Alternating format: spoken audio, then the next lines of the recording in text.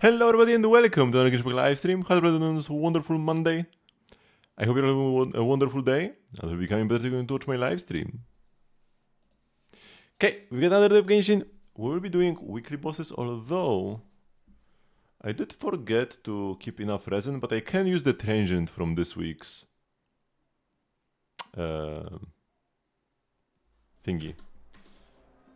Teapot. I will not be able. Will not claim the transient from the theater though.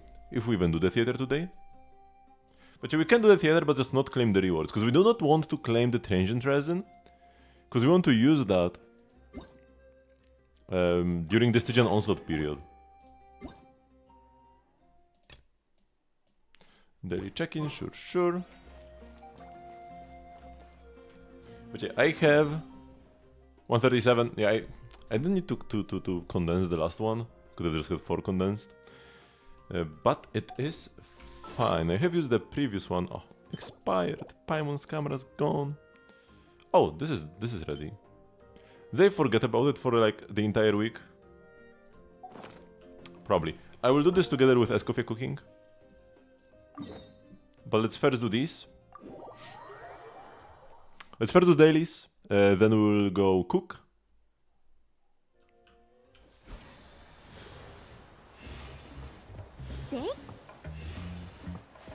Nice shortcut. Wait. I want to say, for a second I thought I saw Inefa. But then I'm like, no. I actually saw Inefa. What are you doing here?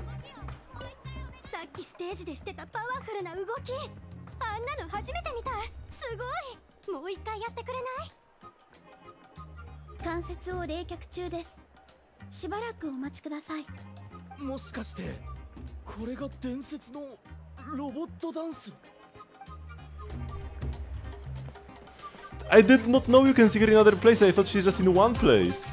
Can I go? Oh? Can I go to each tribe and see her there? Yo, I'm so happy I learned about this before next patch, because she's gonna move to Not Cry. Back to Aino. So I would have missed out on this dialogue.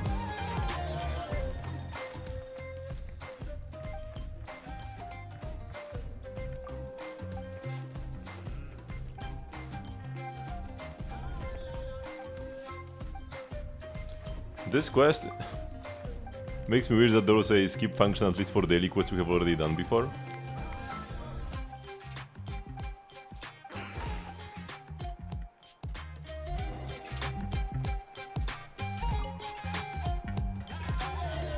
Let's give him lavender melon.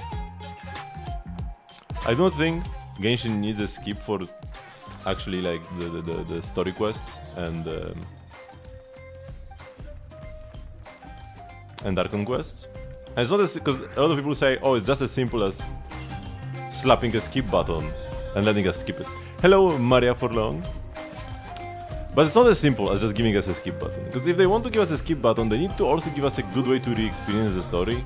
And now, Genshin already has the archive where you can listen to the voice lines, but that's kinda... I mean, I guess it's something. But the thing is, if a skip function exists, people will like skip but then want to experience the story later. Or they will skip by accident, or something like that, right? So, creating a skip function also necessitates giving us a good way to re-experience the story later. That's why in Zenless it was there since 1.0, because you could just replay the quests, like 100%. They did kinda mess up later quests, and you can't replay them as easily, but, you know. Zenless changing for the worse is another issue. How's my day? Doing pretty well. Pretty chill Monday. Hello, Silver the Shy, or the Shy. My tea is a bit too hot to hydrate with it, so water it is for now.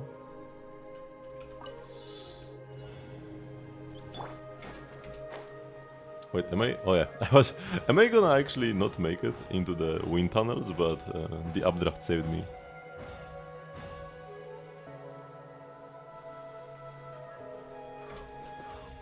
Yeah, during my day, I drink this one tea in the evening, and everything else is water. for the entire day.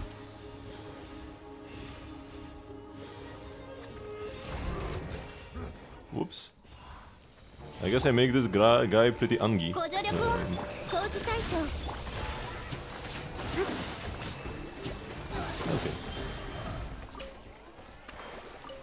Oh no, it's those questions again.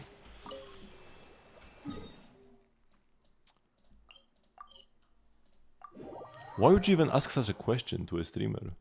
What game do you stream? The game I'm streaming right now.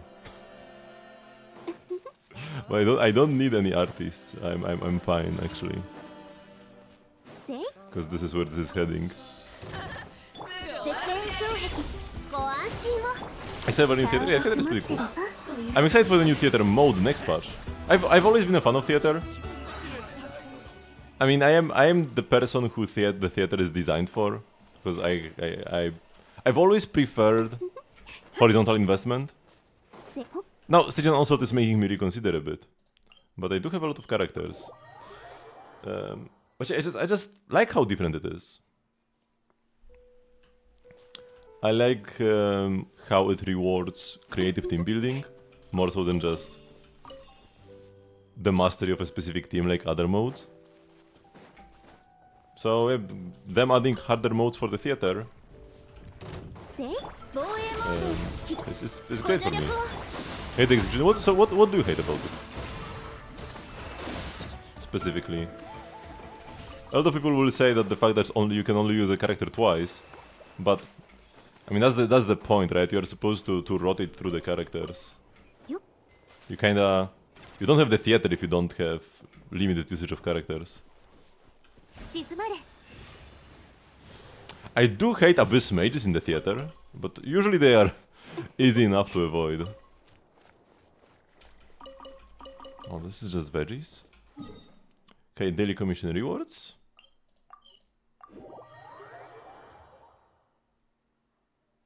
Yes, you're not actually building teams, just mashing around. But like, yeah, that's the entire point of the theater. So if you are saying that you like the idea but you hate the execution, and you say that you dislike the limited character selection and like the fact that the characters expire, that means you do not like the theater, because that's the entire point, right? You could maybe say that you dislike the roguelike buffs you get. Although I feel like most people actually do like them, even if they dislike the rest. But like that part is not integral to the theater experience. But one thing that people need to realize about the theater is that you need to think of most characters as just like elements and not specific characters. People are like, oh, I cannot play my Skerk because I don't have Escoffier and I need to put an Electro character in for something, for a reaction or whatever. But like it doesn't matter. Skerk presses E and deals cryo damage. That's what matters. Like, yeah, sure, it's nice to make a Skerk team that's actually full cryo hydro, even in the theater, but you don't need that. If you just have like giga buffs for your superconduct or something, right? You can that can carry you through the fight as well. So yeah, also for example, Nilu. A lot of people say, oh, Nilu is so bad in the theater because you cannot make a full Hydrodendro team. You don't care. You press E 3 times, you have a Hydro Aura, and you are happy. Now you get like strong blooms, strong vapes, whatever, right?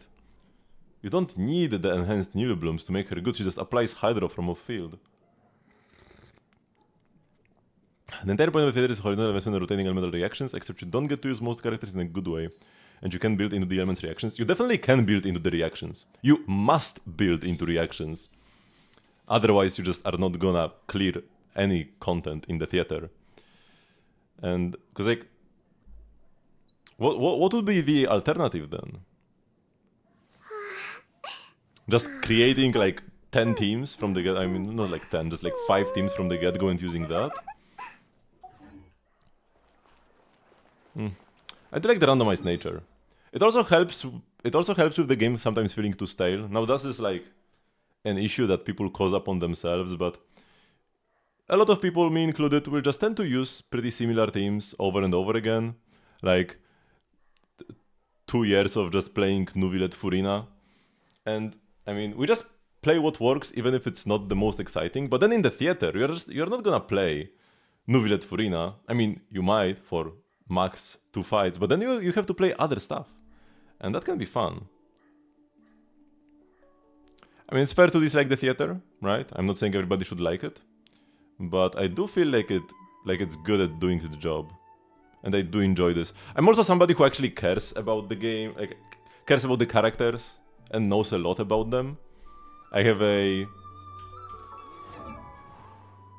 pretty deep understanding of most characters in the game, and at least surface level understanding of every single character in the game. So I guess like it's easier for me to just look at a group of like 8 random characters and trying to cobble a team from that. While people who like just have no idea what a candy is supposed to do or like whatever, like maybe they wouldn't find this as easy, wouldn't find this as smooth, and then there's like this friction. They don't know what to do. They make cope teams. If you could, hello X, if you could build into reactions, you could outfit your teams each around specific needs. Have now you just make general DPS support builds for all the characters you don't care about. Also, you mean the character builds themselves? I mean, what your characters have, their gear, doesn't really matter in the theater, because you get enormous buffs to like everything. You get huge HP attack, defense, EM buffs. So the gear you are carrying doesn't really matter. And having to change your gear for each specific theater because, oh, now it's like a vape theater and now it's a bloom theater. And now there is just like a super like theater that gives you a cryo damage bonus instead of just dealing reaction damage. That would be horrible. That would be an absolutely horrible experience. If we had an artifact preset system that actually works, it would be better, but still not ideal. Like I don't want to change my gear on 32 characters. Like this will be the number of characters for the next theater difficulty. I will change my gear of 32 characters each month for a theater. But like, yeah, what you build doesn't really matter much. Like, yeah, you still want stuff like Vivi on your Anemo characters, but yeah, your characters' builds are not gonna make or break the theater run. Because, so let's go. It's mostly about the reactions, right? You don't, when I'm saying building into reactions, I'm not saying character builds, I'm saying team builds, right? Like you can play, like, for example, like I said Nilu, for example, before, right? You have Nilu in your team to apply Hydro, and then you put the, like, a Gaming to vape off of that. You would never make a team like that outside of the theater, because there are way better Hydro options for Gaming or even Cryo options. But in the theater, sometimes you don't have the better Hydro options, or you want to save them for later. Right? And then you play Nilu as a Hydro applier for Gaming, and that can be fun. And something you would never do otherwise. Did I incentivize nothing? You're just throwing in the correct number / element of characters and letting the buffs carry you? I mean, but that's the fun part. We already have... wait, is this a UID? Oh yeah, this is like a new Asia UID, right? That starts with 1-8. Oh, yeah. Okay, we can check them a week out. Ooh. That's a Tidal Shadow.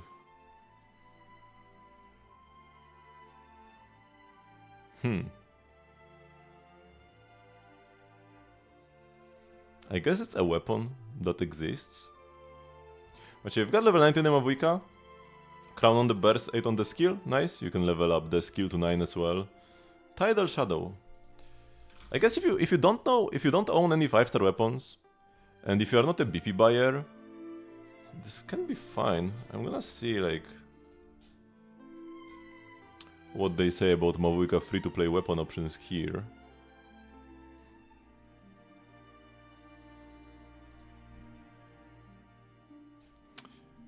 Yeah, you'd usually rather go for like a mailed flower, but if you missed out on this event weapon, which you probably did, Tidal Shadow is Mavuika's best free-to-play option, yeah. That's okay. If you are playing Vape, Rain Slasher would be similar, but if you are playing with Citlali, yeah, you do have Citlali, so you're playing Melt. This works. So Tidal Shadow is fine. It gives you even more attack, which is usually like... Mavuika already gets so much attack from everywhere else. Bennett, Yansan, Pyro Resonance, her passives. Maybe a Noblesse buff in there as well. But it's very good that you're playing EM Suns here, right? Because you already have so much attack, the weapon gives you even extra. EM Suns are great. 50 crit rate, this will be 96 with the... Oh, sorry, this will be 90. Why did I say 96? This will be 90% with the set bonus. Would be lovely to have 100, because 10% of the time you will miss the crit on the burst, and that's gonna suck, but it's rare enough that... I mean, it's either not gonna matter because Mavuyka is so strong anyways, or you can just reset. Worst case scenario if you miss the crit on the burst. And then 240 crit damage. Yep. Yeah, unfortunately a bit of a waste. Would be nice if those could be attack or EM subs. Or on all of those pieces, right? You have like double crit on the Flower Feather, but then the other two subs on both of them are kinda useless. Would be nice to find Flowers and Feathers that have like 3 or possibly even 4 good stats. So double crit and then attack, EM, right? Even if crit is best, the other 2 stats are still valuable, right? Like 2 attack percent rolls are gonna be better than 1 crit roll. Fire damage bonus, yep. Obsidian Codex is definitely a must on Mavuyka. Why is Auroron used in Kinich teams? Specifically for the Papilla. That's why I recommended Auroron. Auroron can quickly help you break the shield. Also, you just don't have other options. You just don't really have other characters that would do anything. Like, there is no Yansan. That's fun too. It's like the modern day combat events. You want to do combat events for the combat, not for random buffs to activate and kill everything for you. At that point, characters don't matter. It's like your Nilogami example, neither matter. I mean, they do matter, because you do need a character who can make use of the vapes on field. Like, you can't just play... Like, it needs to be Pyro. I guess it could be a lot of different Pyro characters, but you couldn't just play, like, Thoma. And you get to play, even if you don't need to, like, master them, you get to play a lot of different characters. I would never play Gaming, normally. Like, why would I play Gaming when I have Mavuyka? But here I get to play Gaming. And you still need to play them. You don't auto-clear the content in theater. You definitely do not. There were theaters where I struggled in some chambers and had to reset a couple times. I have full cleared every single theater since they came out.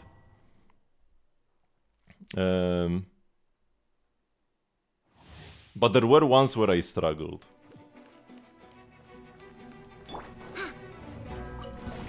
Also, never pick up Abyss Mages. Just never ever pick up Abyss Mages as a combat option in the theater.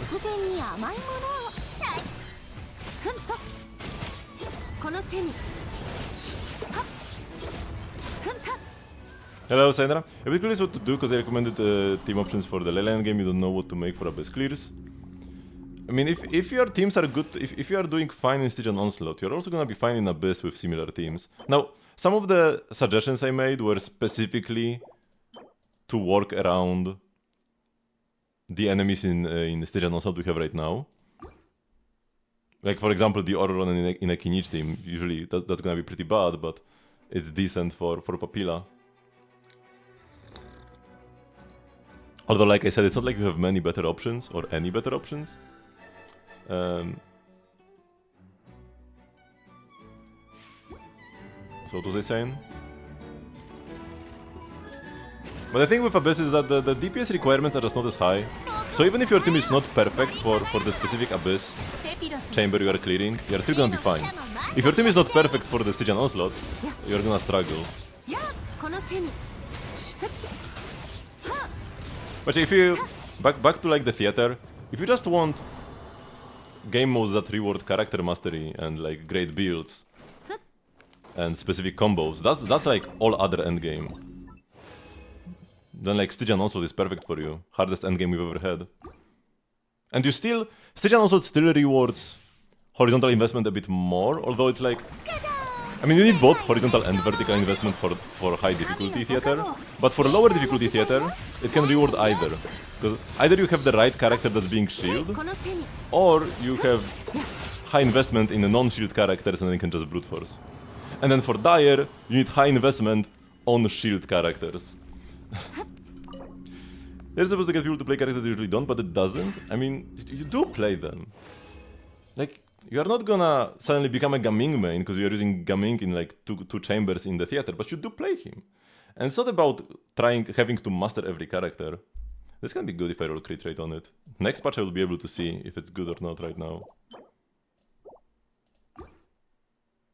You're building all the characters for all of the teams? As someone who actually builds them, theater sucks. Your overload gaming and electrocharged Sinnoh are going to waste. Overload gaming? That sounds so freaking horrible. But yeah, I mean, if you're somebody who already uses all of the characters and you like swapping teams, you can just use them in other content as well, right? It's about getting the lazy people, like me, to play different things. Because I'm not gonna make myself struggle on purpose. I'm not gonna make myself play weaker teams. I sometimes do. Like, there are characters that I prefer, even if they are not optimal. But I will usually just play like here. I just play whatever clears the fastest. I just can't bring myself to play slower stuff. So even if I maybe would enjoy playing some Melt Amber from time to time, I'm just not gonna bother with like wasting resources for that. And also time learning specific Amber tech. But I can get like a taste of that in the theater without having to go all in and waste both my time learning to play Amber and my resources building Amber to actually a level where you can clear Abyss. But if you are fine with those, if you are fine with that, this is kind of bad because there is no defense percent. If you don't mind spending time and resources for like melt DPS Amber, then you can already use her in other endgame. And yeah, maybe a Stygian Onslaught boss that shields melt would be a good, like, Amber would not clear Dire, but you can go around doing merciless co-op, or how, no, it's not merciless, it's... What is the difficulty below Fearless? You can go doing that difficulty in co-op with people and then use your Melt Amber and actually impress strangers as well at the same time. I always forget what difficulty 4 is called. Menacing. It's menacing. Have you finished exploration yet? No. I'm at 80%-ish. 85. I might do all the quests today, or if not today, then next stream. I will finish all the like quests and objectives. I'm pretty sure I've done already all the quests that are actually appear in your quest log. But for the others, like there are the unmarked quests. Essentially things that give you achievements, right? I have like 5 left or something. Okay, we need to clear ley lines this patch, or like this week. Ley line overflow. Am I getting more or books? Maybe I will alternate? I need both actually. I mean, I've never run out of books since like 1.1. But I'm like, Notcry will use a lot. I guess I have 17,000 adventurers experiences. I probably do not need to worry about books all that much. But my Mora is going down quickly, so I probably should just focus on Mora ley lines.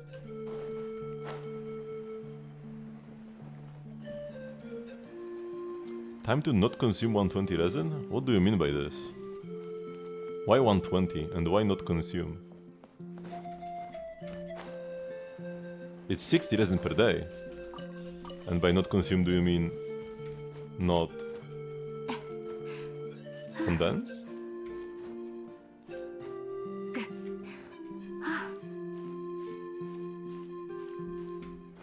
Okay, we made it to the top. I should actually use... whatever, I will clear this.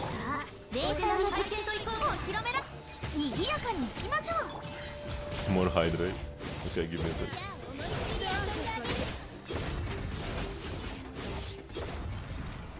Whatever, I can just claim with this team, the ley line.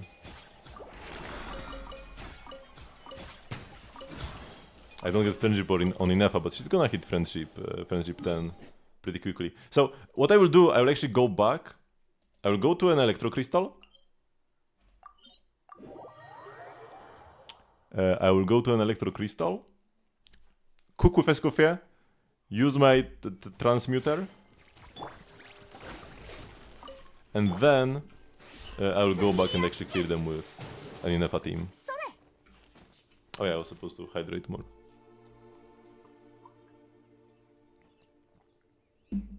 That's all my water for now.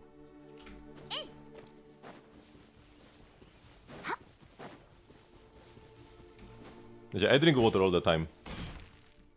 Or tea. You don't have to worry about my hydration much. I do sometimes forget. I found that when I'm deeply focused on like strategical gameplay, I sometimes forget to drink. So when I play Star Rail, if I'm playing like Divergent Universe in Star Rail, or when I was playing the Bangbu TFT mode in Zenless, I drink less than if I just like walk around in Genshin and explore. I kinda realized that. Not sure exactly why though. It's not like I'm less thirsty or something. Oh, this guy. Need to kill him first before I can continue. One thing I also learned recently, you need to look at this. You need to look at the cook pot for it to cook. If you stop looking, it stops cooking. Let's just set the transformer first and I will show you. Let's do some seagrass. You see, there is like, let's wait until it's like halfway there. I look away.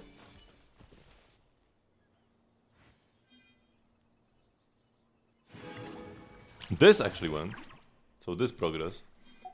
Wait, it's still going. Maybe I'm too close. A bit further away. We got the verdant gift. Wait, I'm getting stuff. Wait, how is it working? Well, it says it's not working, or rather my demonstration isn't working. It's actually... Huh. Last time I definitely saw that it was not cooking if I was not looking. Okay, I have no idea why it's cooking now. I'm confused. Yeah, it's cooking even though I'm not... Okay, whatever.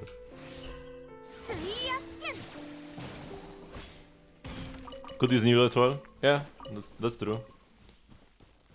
But I'm gathering crystals at the same time. This is not the optimal way of farming crystals. But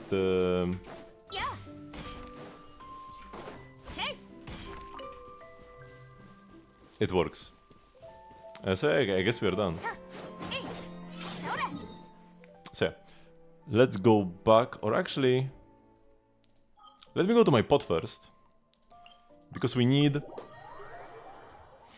the transient resin. We can still use the transient resin this week, because the Stygian onslaught period will not begin until like 3 weeks from now or something. It will be towards the end of the month where the Stygian onslaught starts. Because Stygian onslaught starts 8 days after the patch, or 7 days after the patch. I guess depends how you count the days. It's a week after the patch comes out. Then we get Stygian onslaught.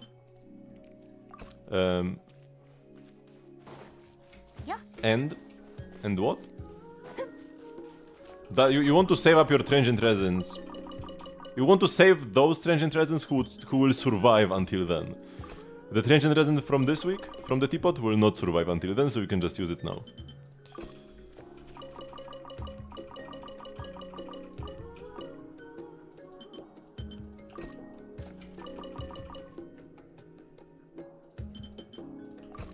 Okay.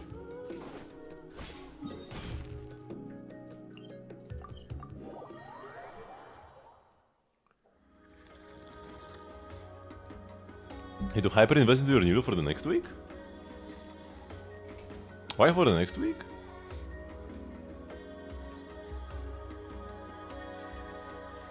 How do I use the teapot? I mean, for actual features of the teapot, the main thing is you place a lot of furniture down until you reach... what is this even?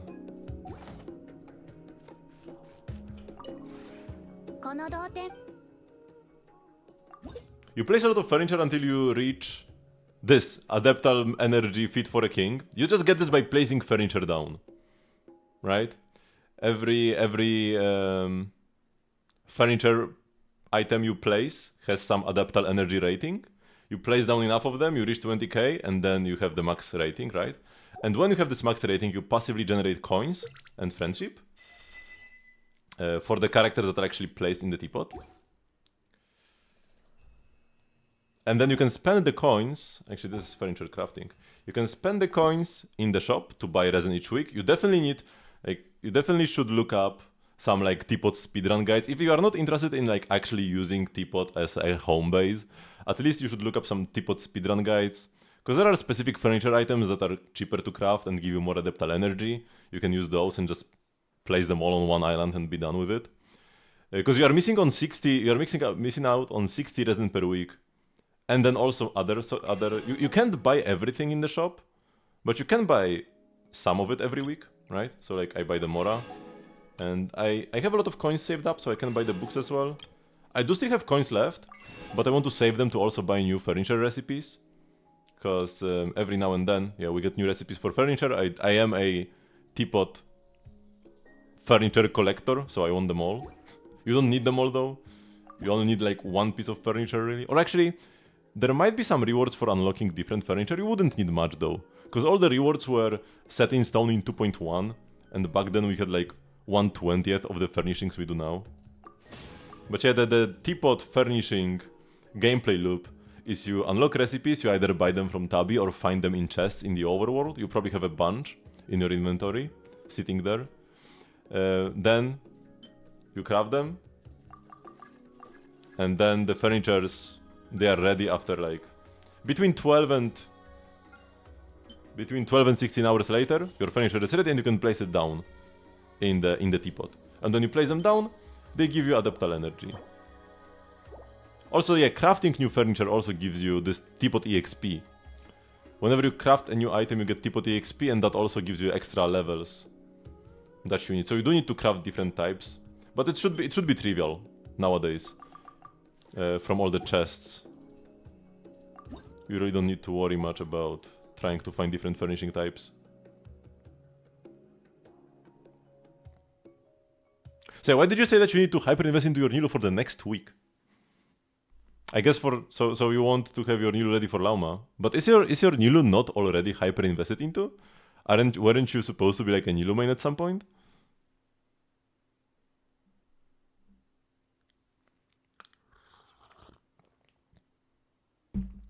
You can kill a dragon by yourself after your character dies twice, but you can at least do that. That's great. I sometimes die as well. I have had runs where the dragon also kills me more than 2 times, and then I just have like no characters left. And I need to restart. It has happened. The dragon is kinda nasty. The chess boss from the Paralogium story quest, I also often die. Dahlia has a revive though. So that helps. Because yeah, this boss here. That's where we'll start our weekly boss journey. Taking some HP rolls so we could improve, sure. Although, it doesn't really matter all that much, because you also get flat bloom damage from Lauma. So it's like, okay if you...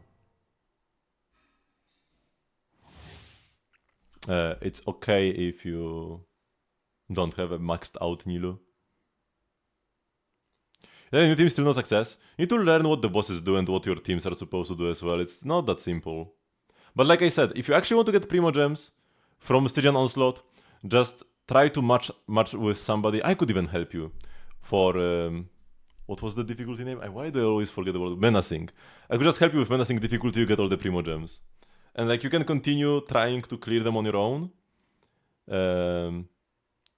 But at least you will already have the Primo Gems locked in, right? Because, like I said, you probably won't be able to clear the higher difficulties. Even Menacing can be difficult, because your characters are just really underleveled and underinvested. So it's just hard to make that work with what you have probably in Stygian Onslaught. Hello, Vegan Organic. Can you co-op in theater? No. I can see the cactus moving. Like there are some tricks you can use. You don't need to see how the huts shuffle from the very beginning, because when the huts are moving, one of the huts will have a golden trail behind it. So even if you only see the last swap of the huts, you don't see the first two, you only see the last one. If you see that one of the huts that's swapping has a golden trail behind it, like a golden line, that means that's the hut. if you see that the two hats swap, but neither of them has a golden line, that means the third hat is the one that's real. And then, when the hearts start attacking, the real hat will have like golden effects once again, and it also has a face. It has like a mustache.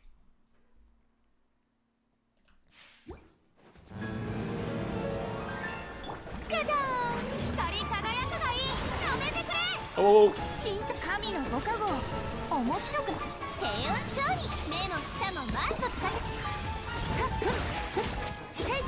I almost died instantly here.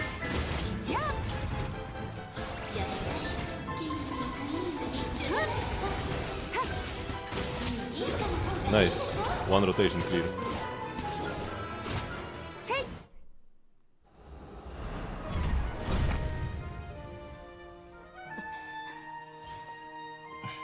I can check your teams. X3 after I'm done with this boss.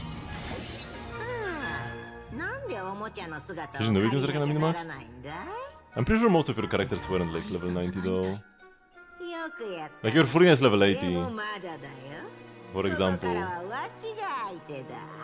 Pretty sure your Kazuha isn't fully leveled either. Like,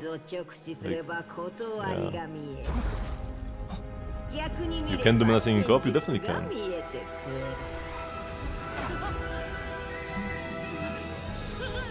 You might need to like join up with somebody first. Because it's level 90, okay. But yeah, like your Furina isn't, for example. And then there are talent levels, artifacts, weapons. I can't even see all of that right now. But I doubt everything is maxed out, because it will take a lot of investment. And some of the characters I recommended are pretty niche. Because you just don't have other options.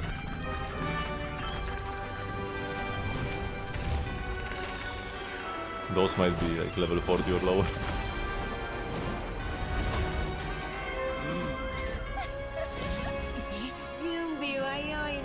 But yeah, for menacing you might need to first join up with somebody in the world and then start the theater. Like matchmaking might not be available, but co-op definitely is.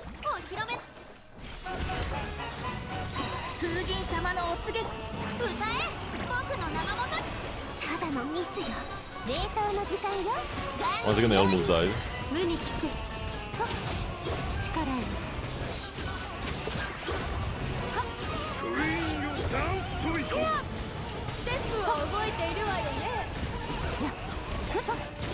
Okay. Oh my god, what was this explosion?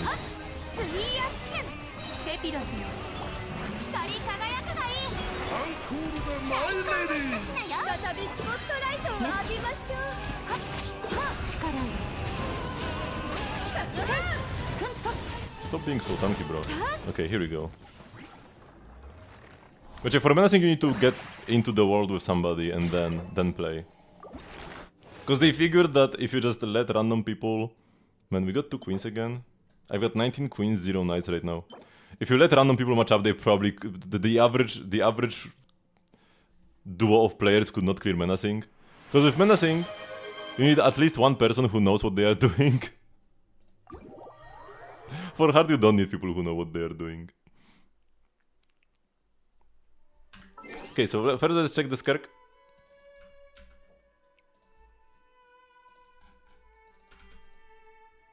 But yeah, are you on EU? I could do a quick clear. Skork. Okay, got level 90. Crown on the skill, 9 on the burst. If only I could level my burst to 9. On my Skirk, I still am unable to.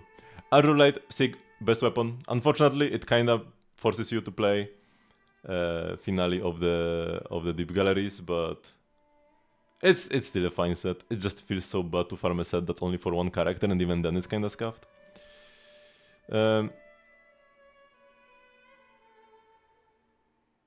yeah, attack subs are great. Scarecrow loves attack, because she doesn't have a Bennett in her team. We've got 95 crit rate with Cryo Resonance. Lovely. Lots of crit rate substats. If you're not playing Marius as a Hunter, crit rate is a very important stat for Skerk. Even with a crit rate weapon, you still need a lot of crit rate subs. So this is like this feather, absolutely lovely. Too bad it's only a 3-liner, but still. Just like, it's almost all high rolls into crit rate here. And a 208 crit damage. That's plenty as well. Yeah, looks very solid. Then like some upgrades here. Which characters, like there are, I'm not gonna go through all of them. Which characters would you like me to take a look at?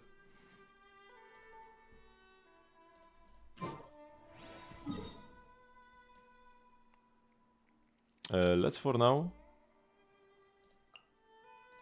go to the next boss. That was being Arlecchino.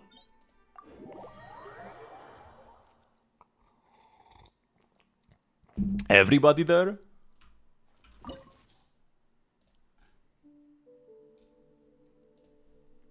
That's a lot of characters. You still in direction? So the Razor, for a physical Razor build, you are definitely lacking some crit damage on your pieces, but I mean, physical Razor is not something that's gonna like scale too well into the late game anyways. If you are a big Razor enjoyer, you can try some elemental Razor builds later on. But you kinda need C6 Bennett for that. I guess you don't have C6 Bennett, so you really can do... Yeah, okay. So physical Razor is what you have to play for now. Glass is a fine set. So yeah, the subs leave a bit to be desired. You have only a total of 9 crit subs. Like a good build. How many crit subs would be like a good build? Hello, Ibecher? Which one of my characters I would say is like good but not amazing? Like my Nuvilet, how many subs? I have like 22 here. This guy I have 25. 19. I feel like 18. Like 18 crit subs. Would be like... good. Here I have like 16. A lot of EM though. So yeah, having like only 9 crit subs. Not amazing. But you do have good main stats and you do have a good set. So that's fine, right? You first go for good main stats. Then usually for like a decent set. And then try to get good substats. Now, depending on the character, you might care about substats more than sets. But yeah, this like is fine for a 4-star DPS. Chichi is garbage no matter what you do. Chichi is unredeemable. You can't play her. For Zhongli, you would probably rather just build him just for shielding. No need to ever...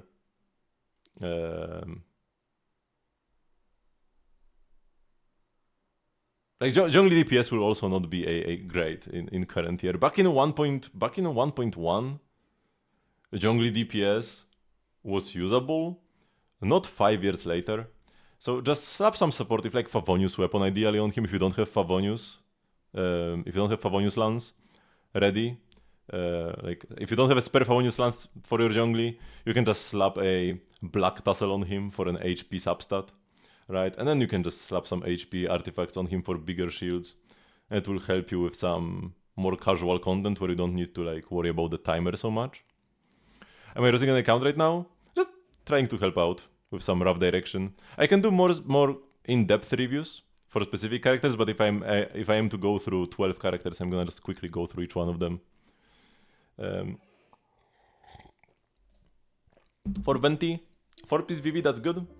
And like attack crit damage, yeah, that like works. This is fine. Would be nice to level up your artifacts, but he works. Would be nice to get some crit rate, because you have none at all. So the crit damage hat really isn't doing much. Ideally would want crit rate here, but it's like, okay, whatever. You don't care. He's there to apply VV and like suck everybody in. Mona is barely usable in current year as well. So I probably wouldn't focus on her. But also if you ever wanted to use your Mona, you would definitely want a lot more crit rate. Because like, when you're building crit on characters, you want to keep your crit rate and crit damage in a 1-to-2 ratio. Because it's pretty intuitive. The bigger your crits are, the more often you want to get them. And the more often you crit, the bigger you want those crits to be. So the more crit rate, the more crit damage, the more crit damage, the more crit rate you would want to have. And the ideal ratio is 1-to-2, because that's how the stats are distributed in like substats and main stats. You can get 62 crit damage on a crit damage hat, but 31 crit rate on a crit rate hat. So crit rate is like twice as rare. you get half the crit rate on stats, so you build half the crit rate in your build. So if you have like 100 crit damage already, you want to play crit rate hat, not a crit damage hat in that case. The child would be like the same. You would really want a crit rate hat on him.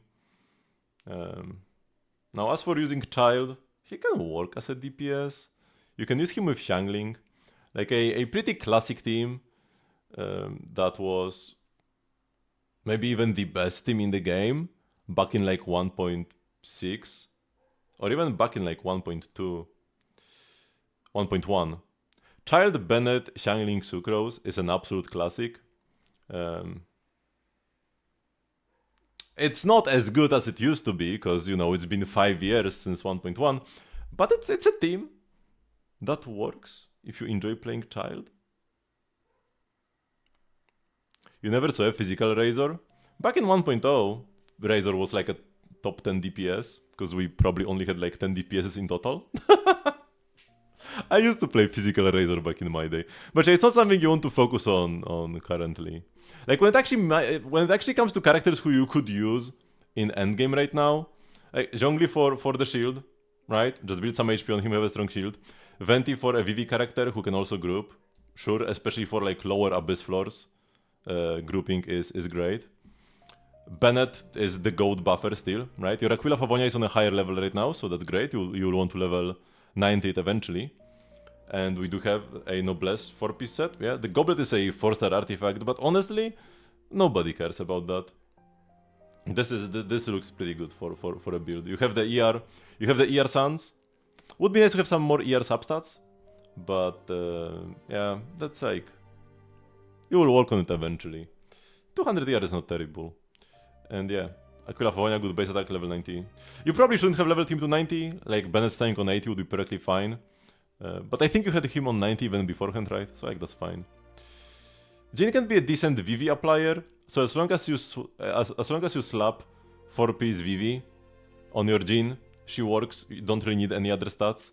But she's not really a character you would really want to use. But I guess when you don't have many options, Jhin is a decent character to just plop on a team. She will make you. She will help you stay alive, and she provides some supportive value. But yeah, highest priority 4-piece VV. Viridescent Venereer, right? The same set as Venti, and then you don't really care about the stats. Ideally, maybe you will go for like attack anemo damage crit or like ER attack crit, something like that, but it doesn't matter. Now, Mualani is actually the best DPS you do own.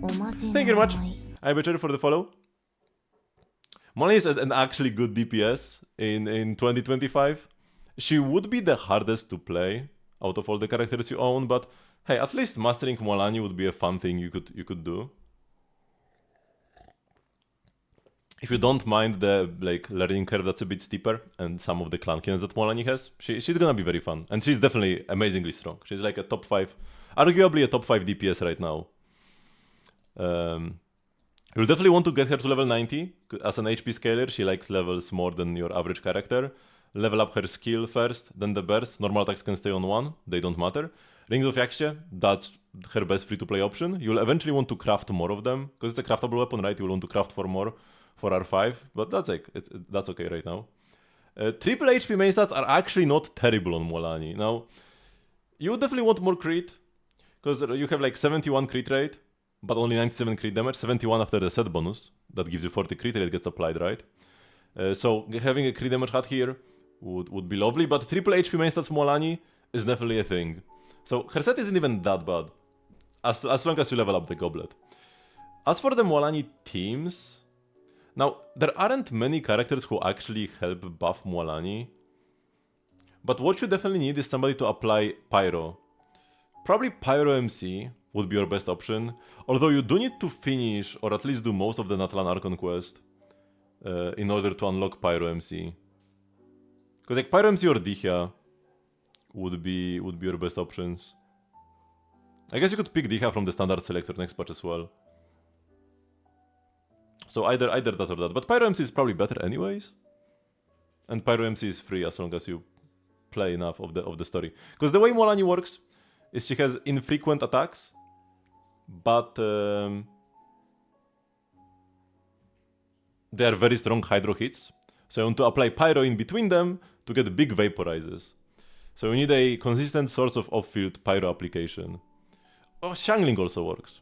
You can play... So your options are essentially Mavuika, Pyro MC, Xiangling, or Dihya. Xiangling is good, but you do need a lot of ER on Xiangling. So if you are struggling to like cobble together resources, if you're struggling to cobble together resources to like level anybody, then building like a 250 ER Xiangling is probably not something you want to do right now. So playing Pyro MC, yeah, playing Pyro MC would be fine.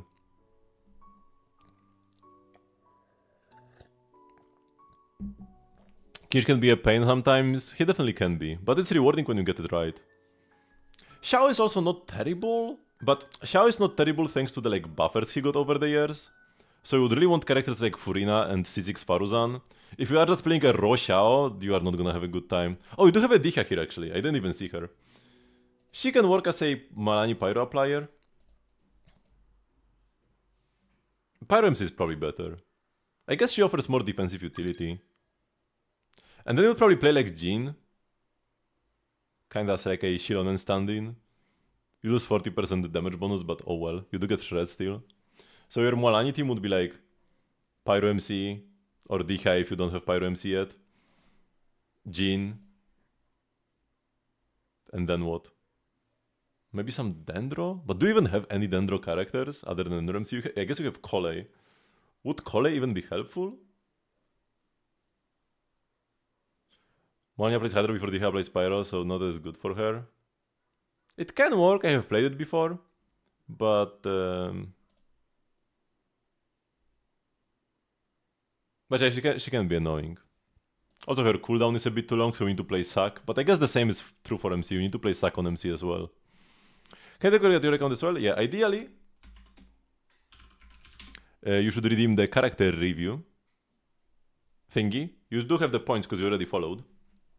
Okay, have I missed out on any comments?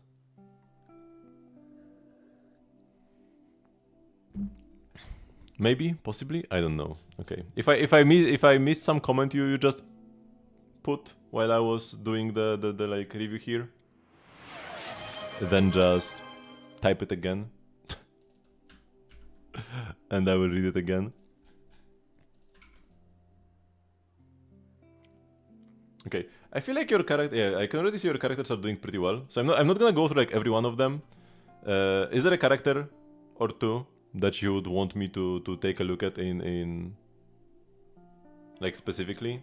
Although I guess there are some issues. Your Arlecchino only has 50 crit rate. Yeah, and you don't have any set that gives you crit rate. If this was a build on, if she was a Natlan DPS with Obsidian Codex, I would be like, yeah, sure, you have 90 crit rate, but you don't. Fragment of Harmonic Whimsy doesn't give you any crit rate. So yeah, sure, your crits do 3.5 times the damage, but you only get them half the time, right? She badly needs a crit rate hat. I actually have this little crit value optimizer I made. Yeah, we'll do the Stygian Assault in a sec. 50.8. Thank you very much for the resub, Starodjev. 50.8 crit rate to 247 crit damage. That's a 11, almost 12% DPS loss compared to having the same crit value but a better ratio, right? We lost like 60 crit damage to get 30 crit rate, a bit more. So 12% is a lot. I mean, a lot for something that is like stat neutral. It's pretty much just getting... I mean, if you just got a crit rate hat, it wouldn't be quite enough, because you would still need some extra crit rate subs as well, here and there. But that would be like a good start. You're already gonna get like at least like 7%. You should probably just craft a crit rate hat here with the Sanctifying Elixirs, if you have any left. Because Fragment of Harmonic Whimsy is not a set you really want to farm all too much, because it's only good for 2 characters in the entire game. And then the other set... What is together with Fragment?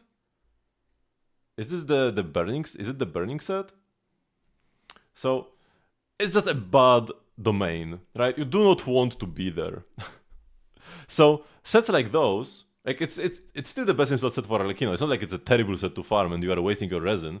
It's just not the most resin efficient domain to farm overall compared to, for example, Golden Troop plus Hunter,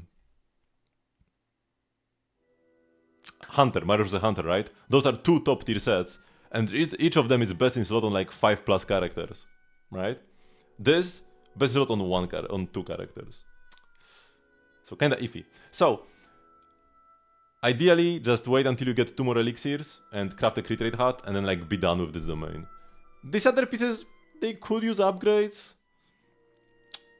especially the feather, because you only rolled twice into crit rate, 2 rolls into flat HP, a bit of a shame. But like, maybe once it's get added to the strongbox, because like, is it already in the strongbox, or is it not? If it's in the strongbox, you can strongbox the pieces, but I'm not even sure if it is. I think it's not, or maybe it is. Wait, I need to check it now. You should never craft feathers, because feathers are just super easy to get. I mean, you still need to spend time, but like every feather has a good main stat, right? Every feather has a good main stat, because there's only one. So you just need to get double crit and bam, like just roll well. So yeah, crafting feathers and flowers is a waste of your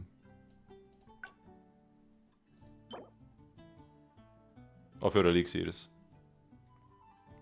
So yeah, this is in the strongbox. So yeah, don't farm the domain, but you can strongbox it. I mean, I'm not gonna strongbox it, I'm gonna strongbox Mario vs. Hunter actually. Not Mario vs. Tenacity of Millerith. That's what I'm gonna strongbox. But yeah, for Suns, Goblets, and Hats, you can choose the main stat, and that's huge. You need to pay more elixirs. You pay 3 for a hat, but only 1 for a feather. But like, it's so much harder to get a good hat or goblet or even Suns. Doing flowers on feathers is an absolute waste, right? But like, see, like this already, like a piece that can be leveled, could be usable if you don't have good pieces. This, bam, double crit. I will actually keep this one. Right? It's so easy to get a feather or a flower. Like, maybe I'm getting lucky right now to get these pieces, but you are gonna get them eventually.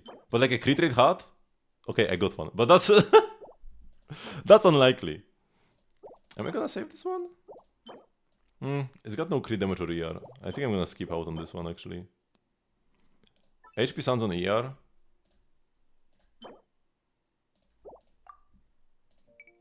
Okay, I'm gonna do this later. I have like too many things to do right now. Where were we? So you said Inefa Kinich Raiden. So yeah, Raiden in 2025, crit like hyper carry Raiden isn't really what she used to be. The hyper carry Raiden at C0. If you just want to use Raiden, it's probably best to play her full EM as a Hyper Bloom trigger. Now, if you want to actually use Raiden on field, then sure. Like, crit Raiden isn't terrible, but it's probably not the best place to put your investment in, right? Like, you have Inefa, so if you want a good source of electro damage, playing like Chaska with Inefa is gonna be more electro damage than playing Hyper Carry Raiden. Like, you would play Chaska, Furina, Inefa, and then like Bennett, right? And that's more electro damage than a Hyper Carry Raiden.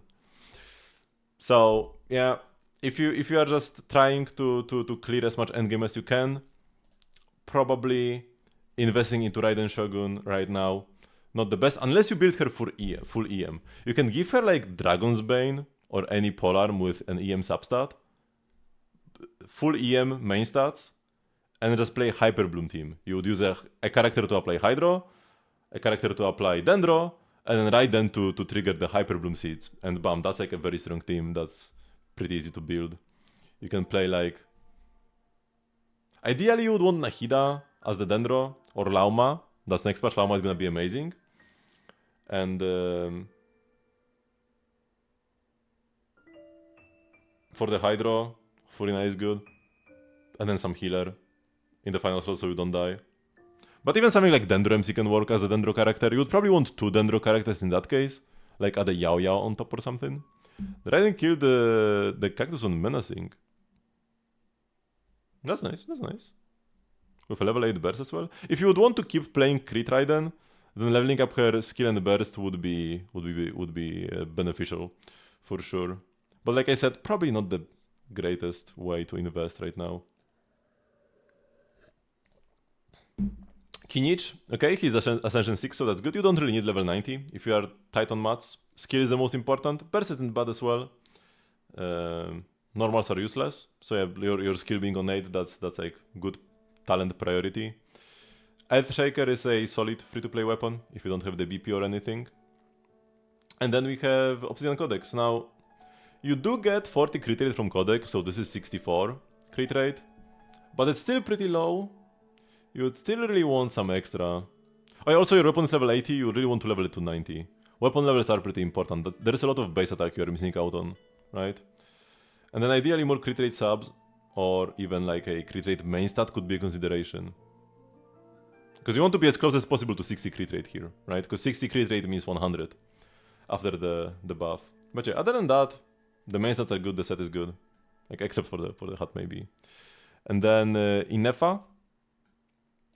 Her talent levels don't matter all that much. Jadewing Spear is, I mean, it's not like worthless, but you would probably rather play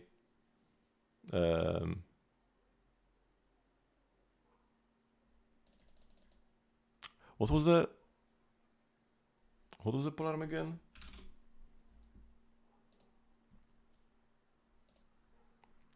Wait. No, not here. Weapons.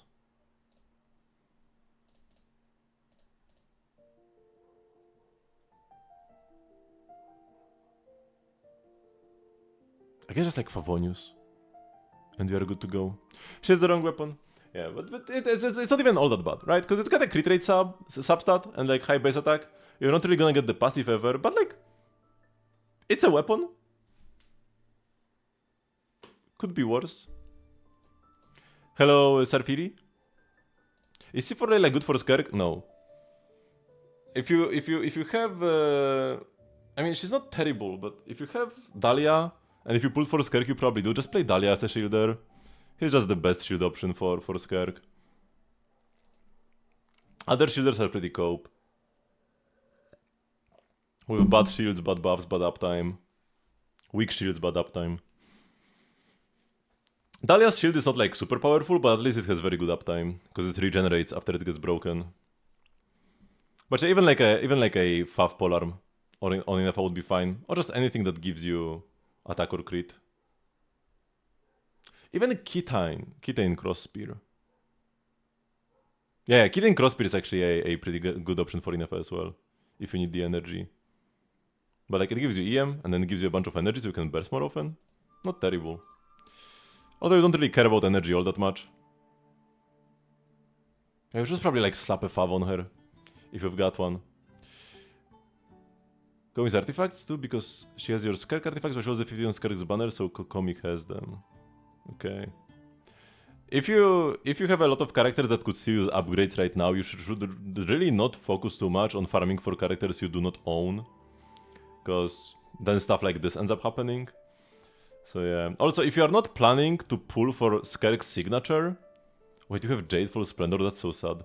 But yeah, if you are not planning to pull on Skirk's signature, this is not even her best set. It's Marius the Hunter, and Marius the Hunter is actually a good domain. You're convinced? No, but you need to be sure. If you are pre-farming for a character, you need to be sure that like even if you don't get her, you can at least swipe or something, or you have enough Primo Gems to guarantee her 100%. Never pre-farm if you are just like you think you're gonna get her. But yeah, let's first go with the Inefa. Just 2-piece gilded, that's like fine. And then 60 crit, 160 crit damage. Attack, crit. Yeah, she's actually like, she's fine. But yeah, so unless you have like the credit card ready, in case you miss out, do not pull for characters. Do not try to build characters that you do not own. Right? Because like you have some great pieces here, like this feather that rolled 5 times into crit. It's worthless though. You wasted resin. you can't use this. I mean, you could use this as an off piece if you had a character where you had your son's goblet hat and sons and flower onset, you could use the feather as an offset. You could do that on Inefa actually, you know. You can slap some of these pieces on Inefa, like the suns and the feather. Yeah, she'll probably be better off than she is now. Like you lose 2-piece gilded, but maybe you can use gilded here or here. But yeah, the 2-piece gilded is just 80 EM. That's like 4 EM substats, right? 80 EM is 4 EM substats, and you are getting more crit subs by playing these two. So just put these 2 pieces on Inefa, because those are some great artifacts. And it's unfortunate that nobody is using them. Use as soon as you get to 160 gems. Do not pre-farm. Farm for the characters you own right now, right? But yeah, like this would be a banger set. This would be a banger set for your Skerk if you had one. It's like that meme. Except for like the goblet is kind of sad. Ideally, you'd want an offset goblet, because even attack goblets can be fine on Skerk. But yeah, like you need something that did not roll 90 EM. I mean, your Inefa can play random pieces. You do not need 4-piece gilded. 4-piece gilded is not much better than 2-piece. So just play the good artifacts, right? Like the two best artifacts in your account are rotting on your Kokomi right now. Put them on Inefa and you're gonna be better off than playing a 4-piece set. The hat looked like gilded. It's black and gold though. It's black and silver, not black and gold though. Hello, Sid. Can you eat Suns? They roll defense though. But I guess, yeah, this is a good artifact as well. This is better. Like, it's slightly... Actually, they're like the same. They're like the same.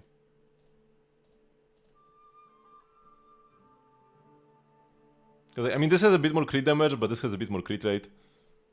It's like a difference of like 1 crit value. Okay, so like 2 out of your 3 best artifacts are rotting on your Kokomi. Are for Skerk that you do not own. Okay, so I was saying that I can help X with menacing. Give me your UID so I can join. Or do I actually have you on my friends list, don't I? Or maybe I don't? Or are you... No, XPZ, wait. No, XPZ is somebody else. Or are you XPZ? I have 2 viewers with X in their name. There is Yo, it's X, and then there's X name, and I never know who is who. Or is XPZ a 3rd person? It's you? Okay, you are XPZ. I should add an alias. Because you can add name. How many O's do you have? 4. 3. Decline my co-op invite? Wait, what? What do you mean you decline my co-op invite? I'm back to doing weekly bosses then. Let's go fight Arlecchino.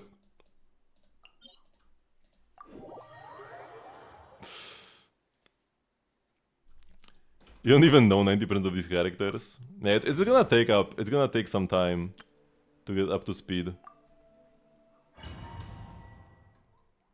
I remember when after like 2 years of not playing League, I came back and I was like, what are all these characters doing? But it's, I mean, I'm somebody who likes learning. Oh, come on, give me the ear. Give me the... So I actually like it when there's a lot of stuff to learn. Oh,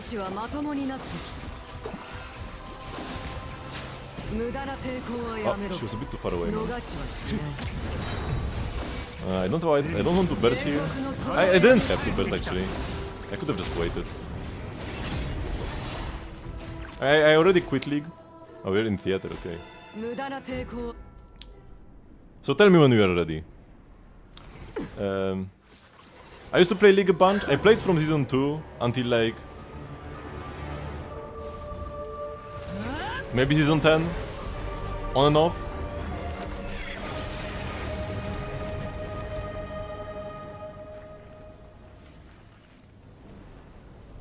But I haven't really played since then.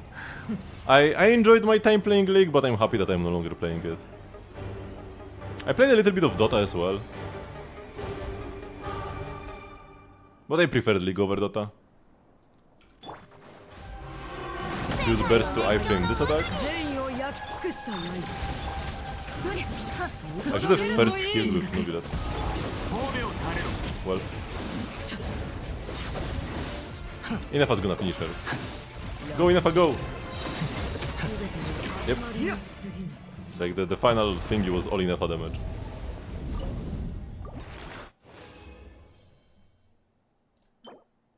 Ooh. I mean, if it rolls 5 times crit, I can keep this. Don't wall you? Oh wait, what did you redeem?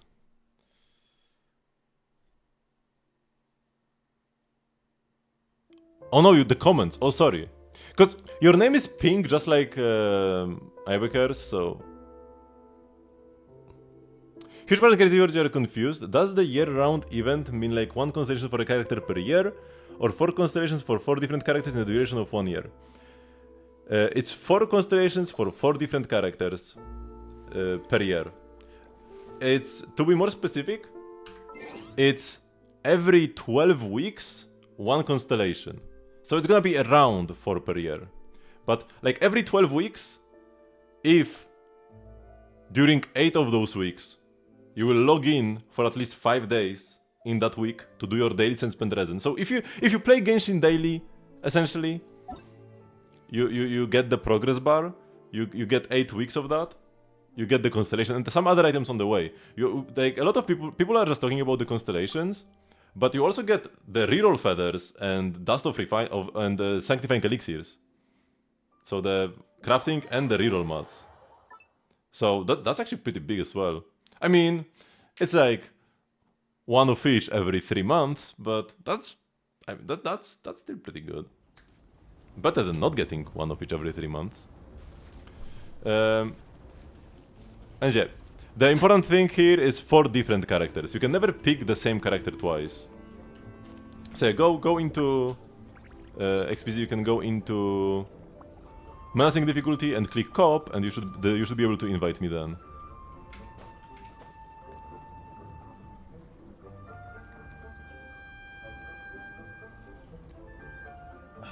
I will get more water.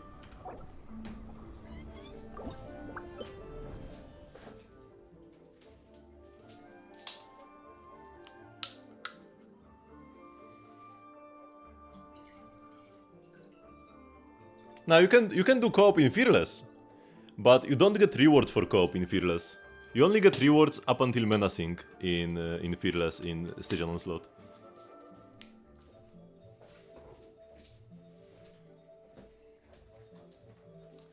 So for the bosses, for the turtle, I would like to go with Skirk Escoffier, and I would like you to pick some Hydro characters. To apply Hydro, you could pick like Nuvilet here.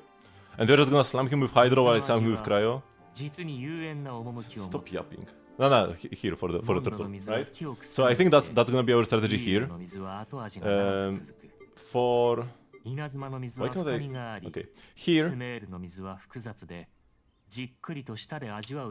I would probably want to go with my Inefa, but then ideally something Hydro. I guess I can go with my Nuvilet. Or actually, can you use... You can't use the same character in multiple teams, can you? Yeah, okay, you cannot. But can I use the same character that... Oh yeah, I need to click here because I'm player 2. That's the issue. Wait, also let's do it. Skirk, Escoffier. So here I would use ideally I would want to use this. But we need more Hydro again. Do you have any other Hydro characters left? Honestly, even like a Barbara is fine. Just like something to slap this guy with Hydro so I can get my Inefa to shoot the Thunder Strikes. Just like anything Hydro. Xingqiu or a Mona. Yeah, that works. Mona works. You're just gonna slap him, right? And then my Electro Carries should do the job. Xingqiu is also fine, yeah. And then for him, I used Kinich on my own, So you could use this, and then you would go with some pyro. Maybe like your Bennett. What other pyro characters do you own?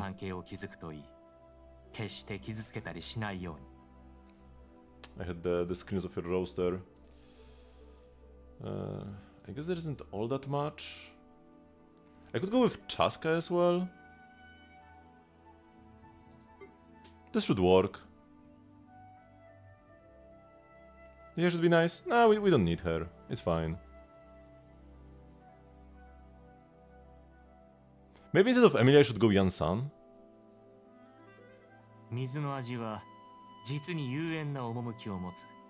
Ah, this should work. It's like menacing. It cannot be that hard, right? Let's try this. Two Kinichis don't work. Yeah, we definitely want the Bennett. Let's try this. If it doesn't work, we can think something else. Who do you pick for the cons? Yeah, most of these characters have pretty bad constellations. Ideally, what you do is you just pick standard characters and try to get the Masterless Stella Fortuna, right? Because now, whenever you get a 5-star character above C6, so if you get your 8th Chichi for the C7 Chichi, you get a Masterless Stella Fortuna that you can use to level up your characters to 95 or later 100. 1 Masterless Stella Fortuna for 95 and 2 for level 100. So you ideally pick standards from the selector to get more Masterless Stella Fortuna. Maybe even if you have characters on C0, the standard ones, at least get the C1 to get closer. The stream crashed for you. Okay, let's start this first. Let's do the Papilla last. I'm the least confident about the Papilla team. We can start with like the turtle. Can I repeat? So, ideally you just pick the standard characters, right? Because whenever you get a C7, so like if you already have C6, and if you already have C6 of a 5-star, and you get the C7, you get the Masterless Stella Fortuna, that you can use to level them to level 95, and then you can use 2 more to go to level 100.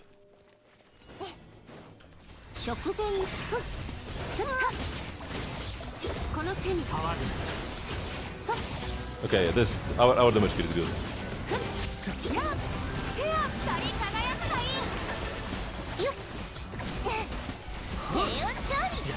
Oh, I'm gonna die. Spam charge attacks while he has this shield. Okay. So I'm just gonna select the standard characters.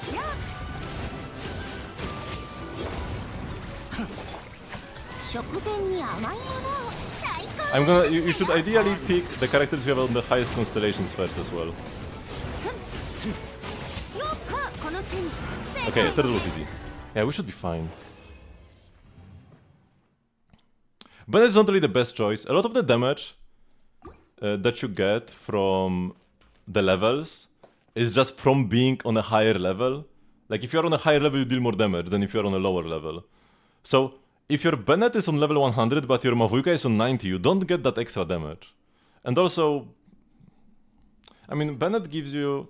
Like the attack you get from Bennett is just flat attack extra, while on Mavuika you will get extra base attack, so works with all the attack percent. Who's the ideal level 100? Just whatever DPS is the strongest, honestly. Like, if you actually get 40% more reaction damage when you level, then it will be reaction DPSs above everything else. But hopefully that's not the case. Okay, so now we look for the golden... Yeah, the golden trail, and it's this guy. We need more Hydro.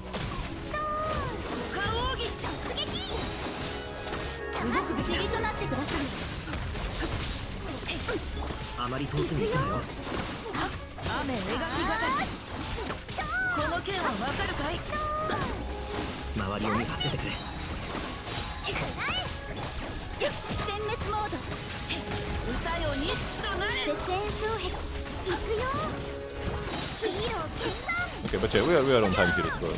On phase.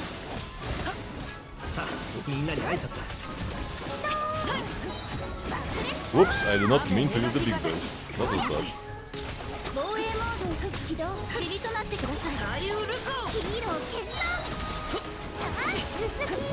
Is he gonna go into the hot phase now? He might. I think we are just barely a bit too slow. Just keep the hot phase. Oh man! Okay, it's this one.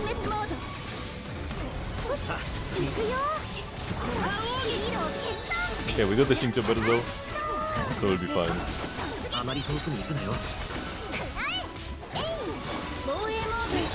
Here we go. What do you mean cannot carry? So yeah, because there already exists a formula for reaction damage after level 90. And in this formula, going from level 90 to level 100 is a 40% increase in transformative reaction damage. So like blooms, swirls, lunar charge, right? But they already adjusted the leveling curve for the base stats, because if you watch my reviews, you will know that HP and defense characters are better to level, like they benefit more from being leveled to 90 because you get more base attack and base defense. You get more base HP and base defense than you get base attack when you level. Because the base attack is shared between your character's base attack and your weapon's base attack. While HP and defense, it's all on your character. But they actually adjusted the scaling curve so that you get more attack when you go to level 95 and 100. So it's like even across the board. It's like around a 7% increase in damage, whether you scale with attack or HP or defense. Right? GTA San Andreas Hunters? What do you mean? We can go for the next boss. We can go for the Papilla.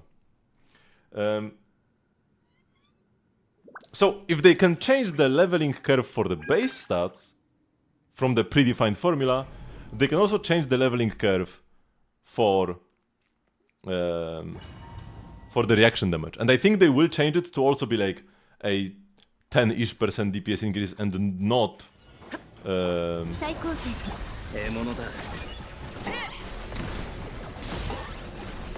not 40.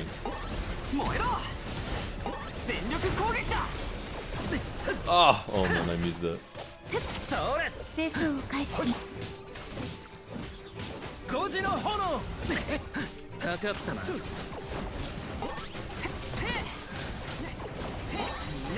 Are we on pace here? Maybe not. I can go with a Mabuika team maybe. If it's not fast enough. Or maybe it will be fast enough. It's not all that bad. Wait, he doesn't have a shield anymore. What?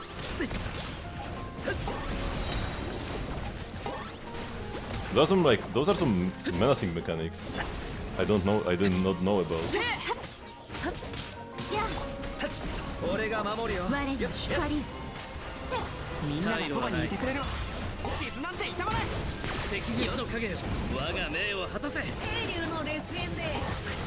I'm kinda dying. Oh, I was too slow. Oh! But yeah, he doesn't get the shield up after he lost it once.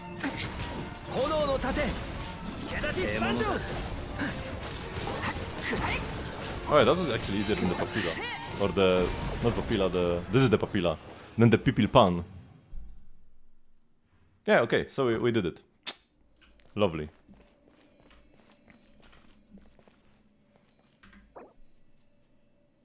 So where were we?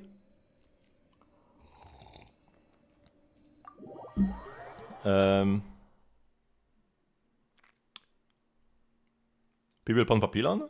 What is Papillan? You mean Papilla? Pipil Pan Papilla, Pipil Pan Papilla, Pipil Pan Papilla? How do we exit co-op mode? Okay, so let's go back to bosses. We've done Arlecchino, let's do the dragon now. Thank you so much, no problem. And yeah, in the meantime, you can focus on leveling your characters, pull some more Notcry carries, right? If you pull Lauma and get a good Hyper Bloom team, you're gonna be Bing chilling on the crab next gen onslaught.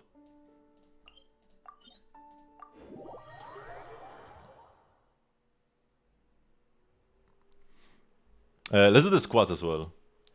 So I was talking about the like levels. So I am expecting them to change it so that every DPS will benefit the same amount from 95 and 100, and it will be around like 5%, from 95 and 5% more from level 100 then, so for around 10% more damage if you get both. I feel like that's fair, not too much, but something.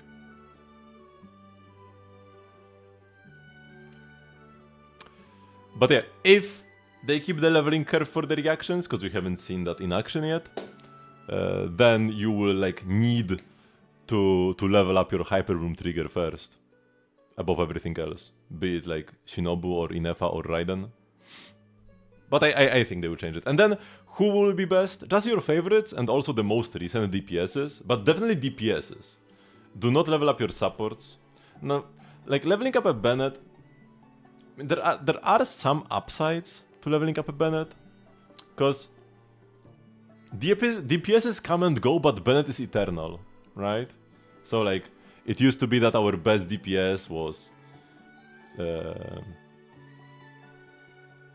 like maybe even Raiden back in the day, and then we had, I guess in Sumeru we had like the Dendro period where Bennett wasn't that good, but then we had like Linne, and then we had maybe like a Meltriodously, and then we had Arlecchino, and then we had Kinich, and we had Mavuika, and like DPS they just change, but Bennett is eternal. So there is that benefit, so even if Bennett will give you like 2% more damage and not 10, at least it's 2% in every team. But it's probably just better to level up your Mavuika anyways, it's just like, yeah. It's just such a bigger buff. Just do it for C6 Kazuha? Yeah, that's fair. Just do it on the characters you enjoy. Oh, you can pick... Actually, no, we cannot pick Kazuha. I was like, you have C6 Kazuha, so you can pick C7 from the selector, but Kazuha is one of the characters who is excluded from the selector. Very sad. I would have gotten C2 myself, because I already have C1 from the Chronicled Wish. Okay, squats. 1, 2, 3, 4, 5.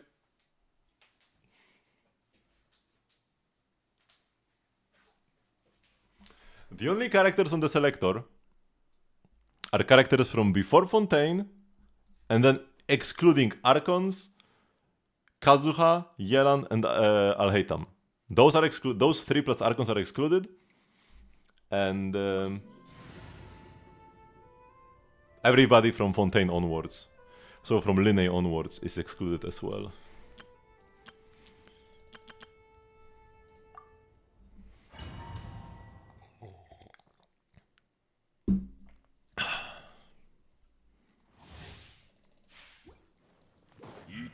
Let's see if we're gonna die here.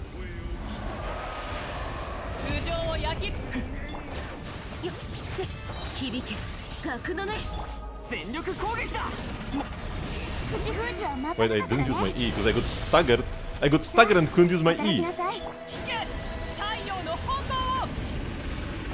Oh, I started spinning too fast, man. Whatever.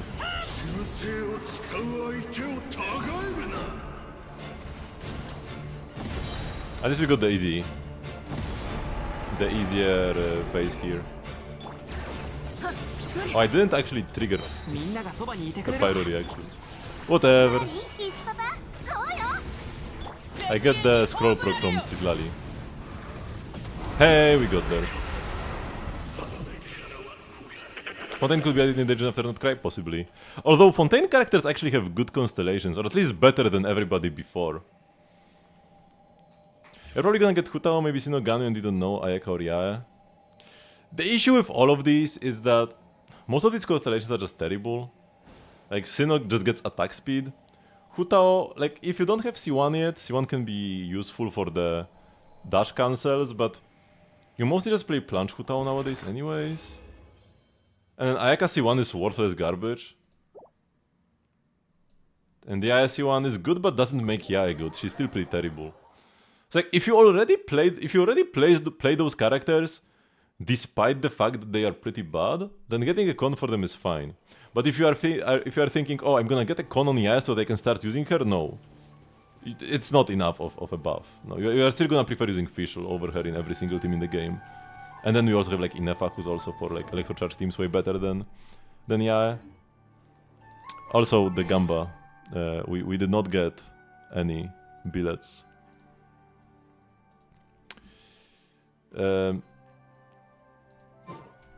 So yeah, the priority should just be standards. If you happen to have cons on some of these characters already, getting the later cons can help a bit more. Like maybe if you can get C6 yeah from this, because you already have C5 and you are like, and you were mentally ill for some reason. I don't know. But yeah, like even for those characters specifically, it can be better. Like some of those cons are so bad that if you instead, like let's say you want to make your Ayaka stronger, but you are not planning on ever pulling more cons. You are just like, I'm gonna get one con from this selector and never pull C2. If you only ever get C1 for your Ayaka, it might be better for you to pick like a Chichi C7 and level her to 95. And thus, that might actually be better than her C1. Some of those cons are that bad. Like C2 Ayaka is great, but like if you're not planning on getting C2, you can only ever get C1 from the selector. Does Alhaitham C1 make him better? Alhaitham C1 is absolutely worthless garbage. This is his worst constellation. It lowers the cooldown on his skill, but you still just use it like once per rotation. It's worthless. Is C0 Aron Wanderer worth it? No. I really like him, but even at C2, he's really not all that hot nowadays. Also, if you are thinking about the... I don't know, you actually even can't pick him. Oh no, wait. Wait, you can pick him from the selector, right?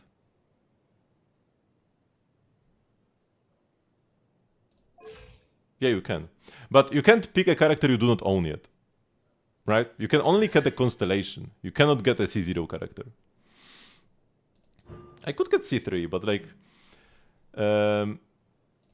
for me, the characters I'm gonna get first are the Mona, Jin, and then Kaching.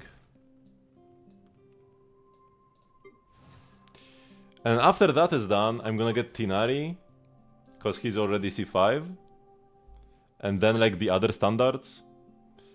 Like Diluc is C3, so I will just get C for Diluc. Then Chichi is... Oh no, I'll get Chichi before Diluc. So C5. And then I guess it will be Diha's turn. So I will get every single standard from there. And that's like... If you are thinking about this as like in terms of optimal picks. If you are a big Yae fan, just pick a Yae con, sure, whatever. But if you are actually thinking, what is optimal to pick? Just first pick every single standard character from the list, starting with the ones that are at the highest constellation. And even if you're just picking C1 for a Dihya, also this is a Vuikan on Dihya. Even if you're just picking C1 for a Dihya, that still puts you one step closer to the C6 that you might get eventually. You might never get it if you don't continue playing Genshin for long enough, but like it's still better than any of the other characters. Now, after a year passes, they might actually add better character to the selector. But we will see about it then, right? No use worrying about it now. So for me, the 4 characters I'm gonna pick this year are first... I mean, Jin, Catching, Mona are all the same thing. I just get one Master Stella Fortuna from each. And then I pick the Tinari who's at C5. And who might be at C6 by then. Because it's 36 more weeks. I'm probably gonna get one Tinari. Right? Hopefully.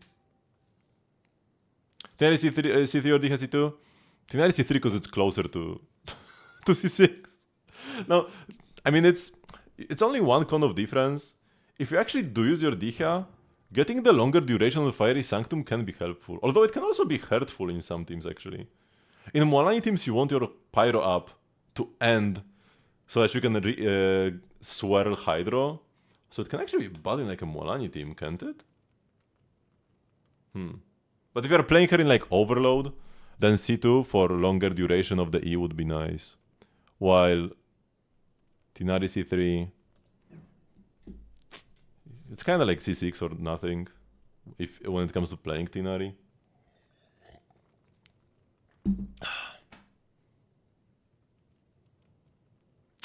Pyro MC is better usually anyways. Probably just Tinari C3 because it's higher. Whoops. I was thinking about something.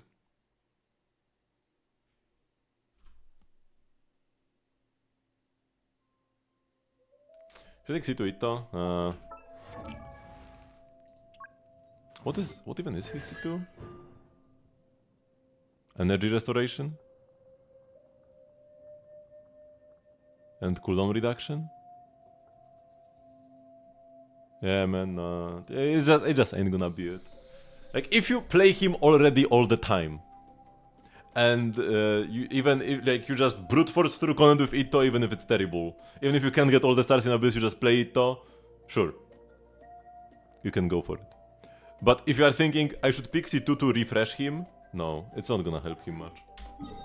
It will not make you.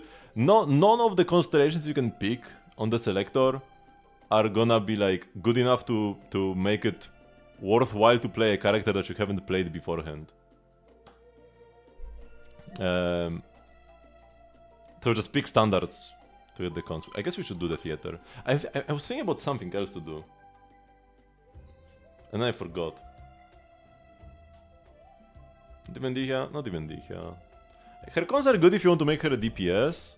Like C6 Dihia is actually a good damage dealer, but that's C6.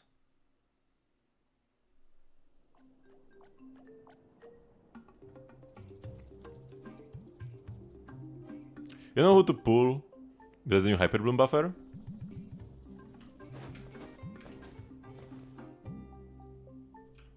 I mean, you can just wait, right?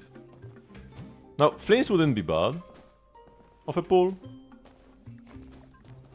But I guess like a C0 Flames without Inefa is not gonna be doing too hot. It's not gonna be like 6.0 standard. You kinda want Inefa or C1 Flames because C1 Flames is very powerful. It's the kind of con that I don't see them giving out for free ever.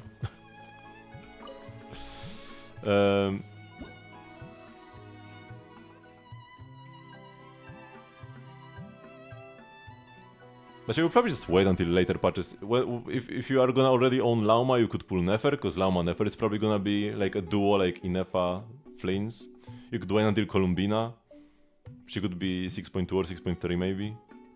We don't really know much.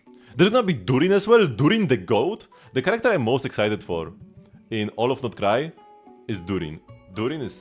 Man, I love Durin. Sound is that powerful? Yeah, it's pretty busted.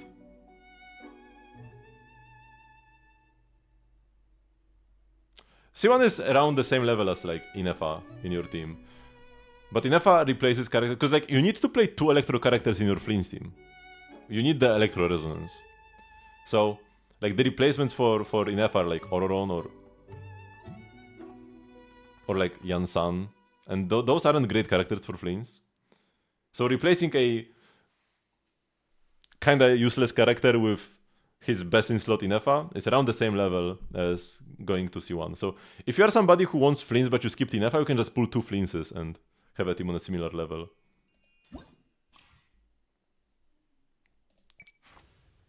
Oh, Pave borrowed my Klee, nice.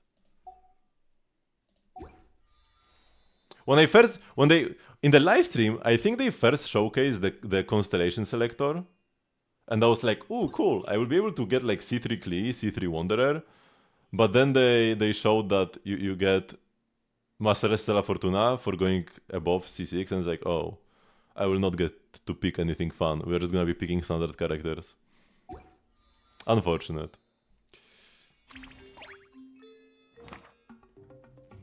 C1 Flames and Inefa is like multiplicatively, it gets multiplicatively stronger. Oh, I actually have every single one of these characters level. Let's go. Do they have gear? Staff of Koma, Shimenawa? Oh man, I hate Shimenawa. Whatever, this works. Thomas actually good to go, and Gulfing Lightning for PSD put. I used Toma. Actually, did I use Toma? Against Papilla? Maybe. Nilo? She gets suck. She will get key of Kajnizut. 95, to go from 90 to 95 you need 1, and then from 95 to 100, 2 on top of that, so 3 in total. Xingqiu, Fav, 2-piece Noblesse. Intriguing. Intriguing choice, I have to say. ER. Do I need ER? I've got 300%. I probably don't.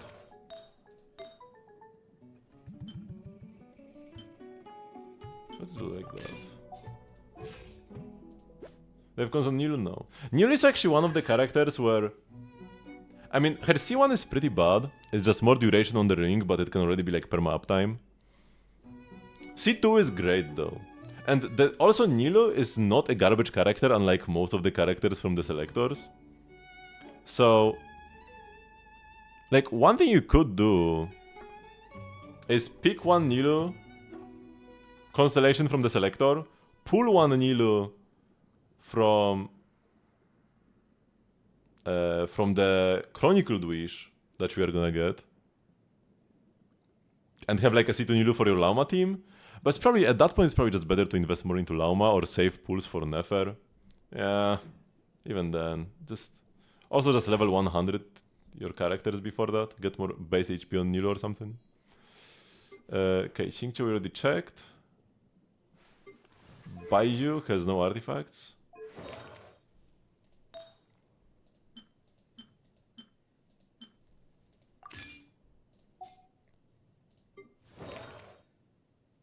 I'm not gonna bother with 4-piece put for her. I will give her a weapon though. Very good choose C0 characters would go for Baiju and Nilo. That would be cool, but it would probably be... I mean, from the perspective of a player, it can't ever really be too much of a good thing for them to like give us stuff. But from the perspective of Hoyo, this would be a bit too much to give us 4 limited 5 stars per year. Giving us worthless C1s for those 5 stars, yeah, that's more. It's like a nice thing, but it doesn't really affect the game balance. But yeah, also another if they actually kept giving so many free characters, power creep would increase faster because of that, right? So there's always like a other side. Yeah, it would be nice to get more free characters, but then they would make it so that we need 40 characters in theater instead of 30, because everybody will have like plus 4 characters after a year in their account. Dot in first or second half for the new Pure Fiction? No idea. I'm gonna play Pure Fiction tomorrow. If catch tomorrow, good night. Thank you very much, Sid, for watching. Do we play the Chaska? I will play the Inefa. And the Yansan? Sitlali. I'm not gonna play the Sitlali. If we get Sitlali with like Mavuika, could be good. Although our vapes are gonna be so buffed. Can I check the... Oh yeah, we can check the buffs already. Decrease res after vaping. Hydro damage or pyro damage after we vape. And then if we get hydro damage, deal greater hydro damage. Or 50% more damage. Yeah, so we want to go vape, not melt. And here more pyro damage or stronger vapes. It's actually the same buff in both. Best DOT team? Definitely Kafka Hysilence. And then you either go Black Swan or an AoE buffer, like Ruan Mei. And then some sustain. Like Hyacinth is just the best sustain in like every single team, almost, nowadays. The team I'm gonna play, like even though I own Black Swan, I never really was too keen on playing her. So I'm probably gonna go with like Ruan Mei. Because Tribi... Also like you could just play Tribi Hyacinth, and they are the carries, and then the DOT characters are the supports for them. But you can play Tribi in another team. Depends on how strong the DOT buffs are in Pure Fiction. If they have strong DOT buffs, the DOT duo can do fine by themselves. If the DOT buffs are weak or non-existent, then you would want Tribi Hyacinth to carry you, while the DOT characters just mess around, like kids at a playground. Damage from burning is increased by 500%. Wildfire Wave or Combustion Core. And then more pyro damage. Or AoE is increased. Wait. And this is what? Multiple instances of AoE pyro damage?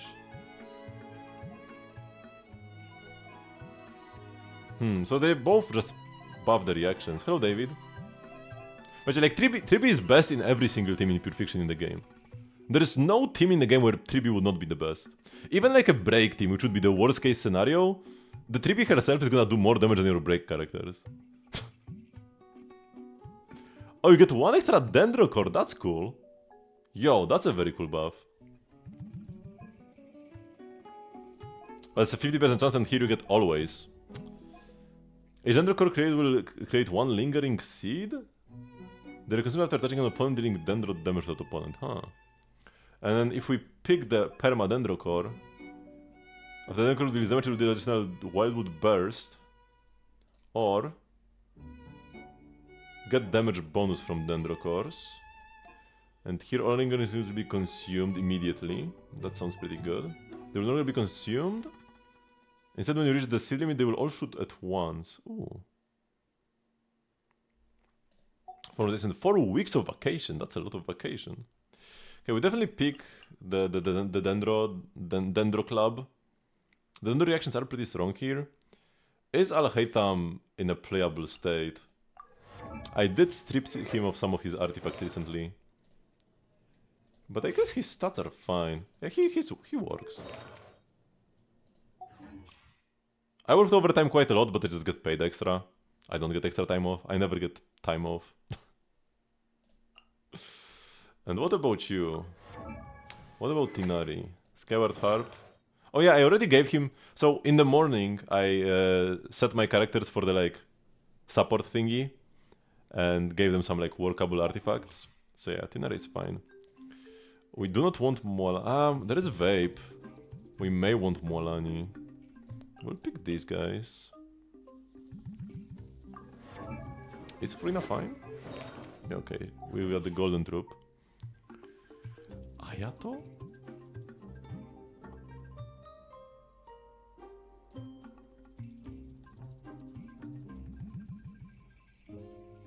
Kokomi is probably better DP.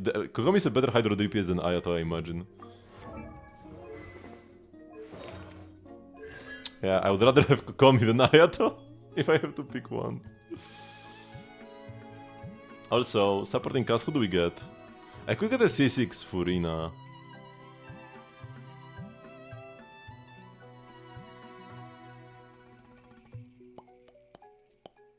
I probably want to get a Hydro character.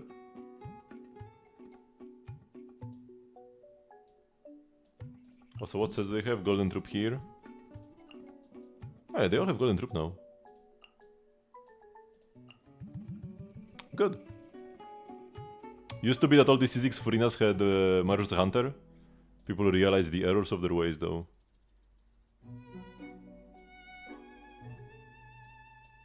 Your Furina's better? You don't have your Furina in your... Actually, no, you have. But she's C4.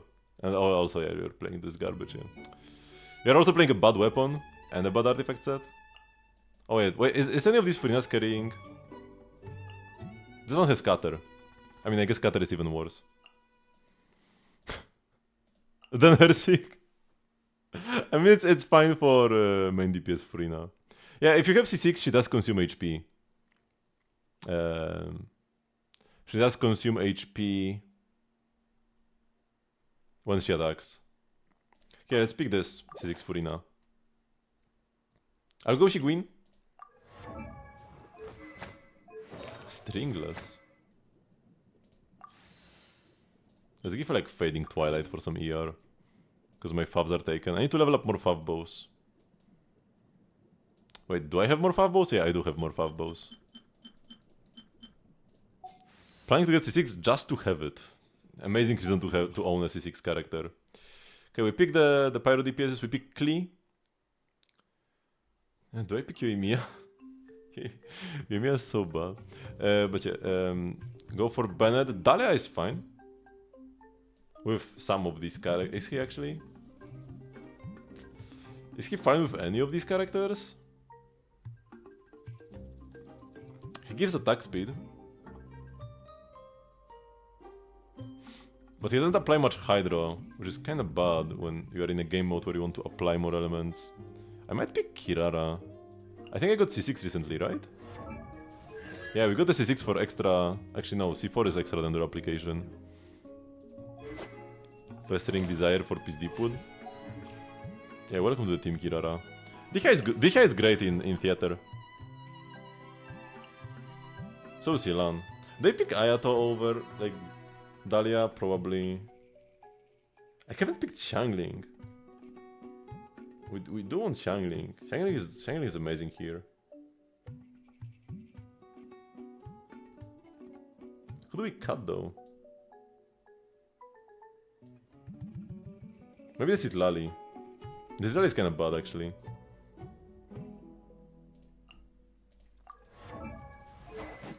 Fav, 4-piece emblem, 229 ER. Yeah, this works.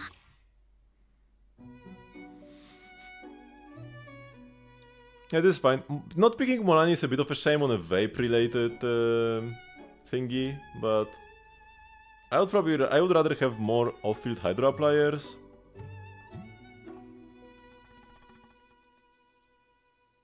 Yeah, I have enough DPSs already. Cope. Lava Dragon is the final boss, by the way. I would like to save Klee for him. Ideally, we go Klee Kinich.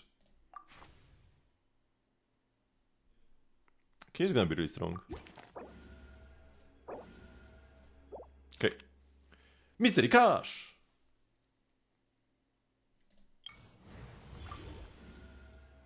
One more characters from the or you can reset. Let's go for the reset on Mystery Caches. Burning or Bloom origin? I feel like the Bloom is cooler with the extra cores you get.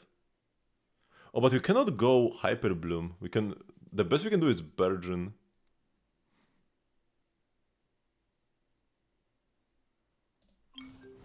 But yeah, let's go for this. Also, at the start we have...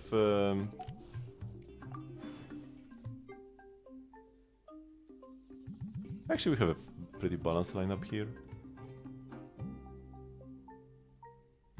I could go with a Nilu team at the start though.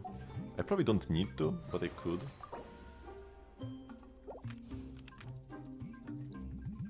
Pyro Companion? I don't need a companion right now. It's expensive, it's 80. Ah, whatever, let's buy it. Who are we getting? Oh, a refund. Arlecchino is too good, let's go Dicha. The theater always forces like the same buff onto you, like until you get the full thingy. I would rather spread my blessings around. I think I'll go for Lingering Seeds, by the way.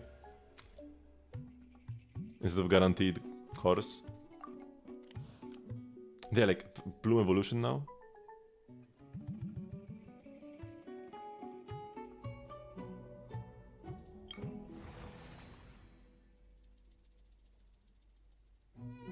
I'll just stay. Okay, so what do we fight? Maybe this guy.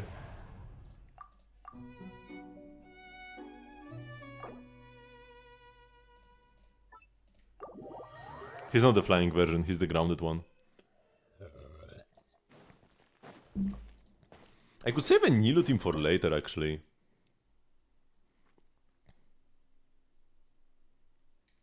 And go like this, and then throw some Hydro, some Dendro in.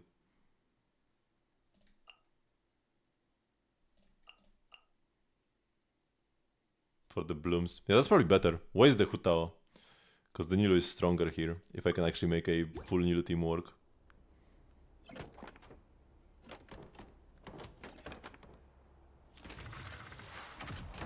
I love this animation. The theater vibe is impeccable. What am I doing? Oh no, don't run! Oh my god, man.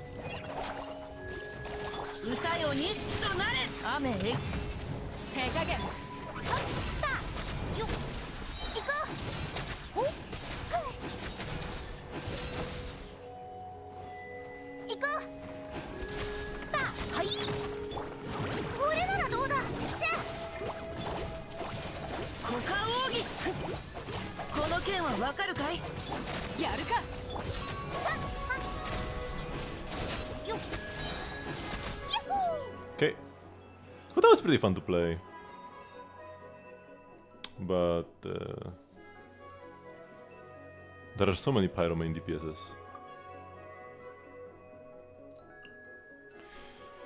Kirara or Hydro?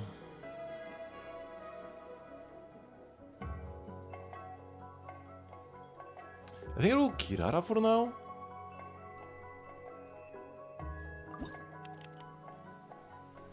I think it can be decent if you get his C6.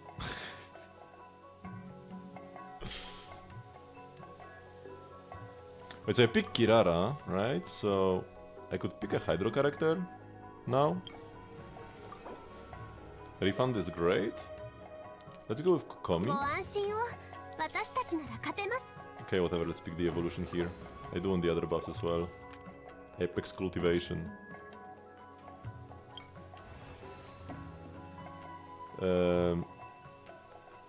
So I will go for the unchecked Legato, where if I create enough lingering seeds, they will all burst at the enemy. Okay, and here now, these guys have a Pyro Aura. I guess I won't be able to bloom versus them.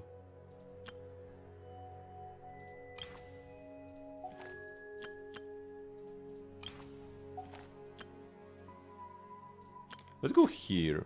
This guy should be... These guys are the most neutral enemies out of all of them. So I'll probably go Hutao again here. Go Vape Hutao again.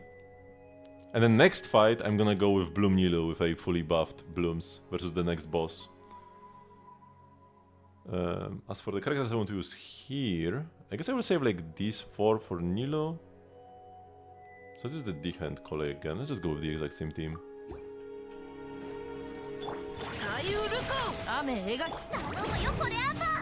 I'll get locked in place for 10,000 years. Oh, I didn't want to burst.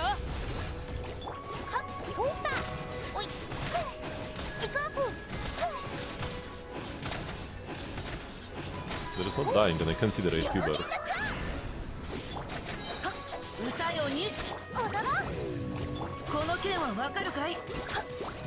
Get the bloomed boy. Here we go. Okay. Pick the worst characters first. We'll go with Yoimiya. Move to stay for later. So, Vape or Burning Origin?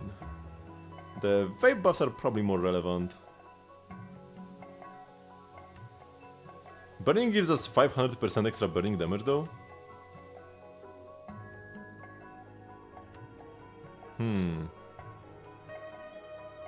I would ideally want one of each, but if I pick one, the other disappears. And also I don't have enough flowers for both. For this fight, I'm not gonna make use of either, because we are going Bloom. Oh, it's actually triple Kenki, right?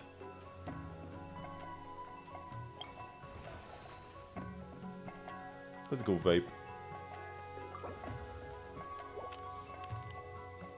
Ooh, rare Mystery Cache. I do like the sound of that.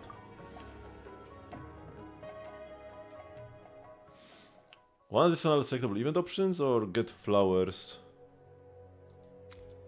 I kinda like getting flowers. Nice, got 90. I don't want more characters right now though. I'm doing fine.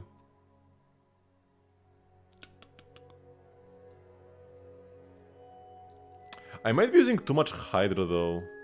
Maybe I do pick a Dendro character? I'll go Dendro character so that I only use one Hydra in the Nilu team. Because the issue with using Kokomi is that I'm using up a valuable Hydra applier for my Vape teams. But I guess I have Shiguin. Yeah, that's fine enough. Even Ayato can be a Hydra applier. Yeah, I'm fine, I'm fine.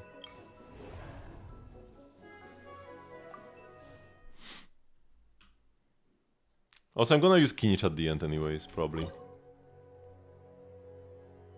So we go with Baiju, Nilu, and then just fill out the team with Dendro and Hydra.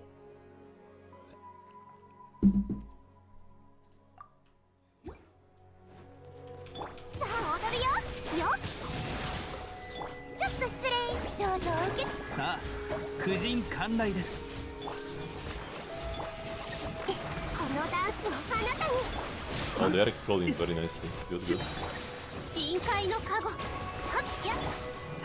治療しないとな。頑張るよ。それ。お荷物です。引っかくぞ。 Lovely. Exactly as we wanted it to go. Turbo of the blooms. In a new team. Let's get the enough out of the way earlier. Should be good in some overvape teams. I might need more DPSs right now. Also, I'm using all my Hydro characters right now. Yeah, let's go Nuvilat. Let's go Nuvilat actually. Wait, what are the bosses again? Yeah, I don't need Hydro against any of them. Hydro is like very bad against Lava Dragon. So I ideally want to avoid Hydro versus him. Actually, maybe just like have a little bit of Hydro for the Hydro buffs. Here we just want Natalan, and here we want Pyro. Actually, is the Protection Spirit version. Oh, okay.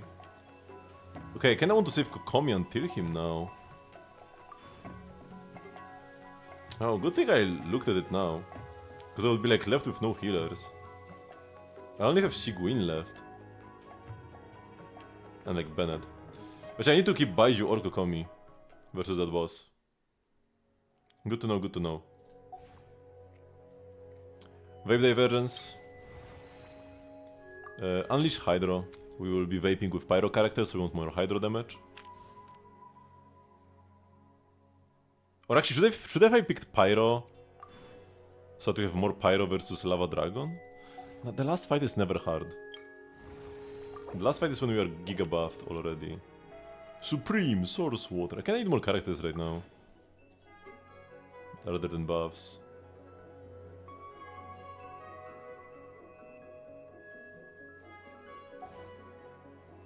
Whatever, let's pick this up as well.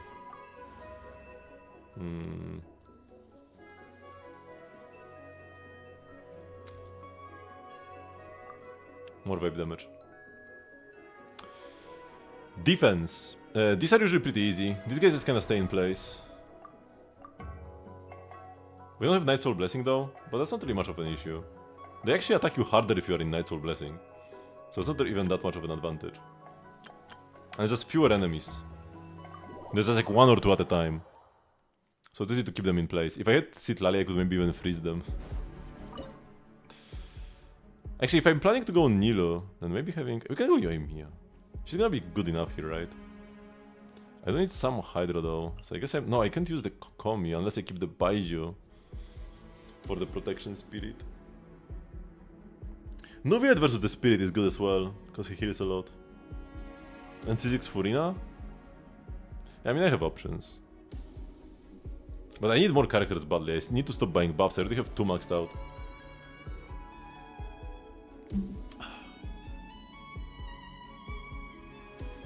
I do need some sort of Hydra though. I'm gonna use Nilu later for Hydro application instead of using her. I could use her now for Hydro application actually. Yeah. That's good, that's good.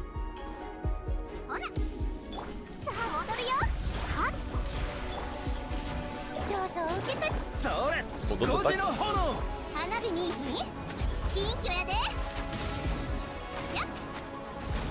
I actually can't blink no damage to him. They picked the wrong boss. Him dashing immediately to the thing was not ideal. Okay, now he's further away. Okay, he's not attacking the thing at the beginning, at the middle. So we're actually kinda chilling. We can just sit here for 2 minutes. There's only one enemy, so as long as we keep his attention.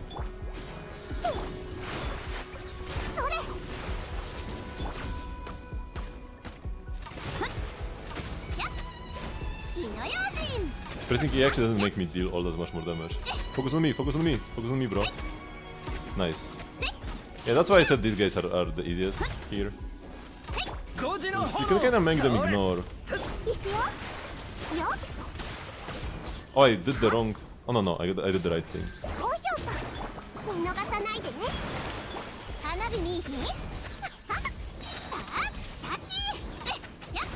Yoimiya damage is so pitiful. I mean, I have her own... No, I think I have her own Sig. No? さあ踊るよよ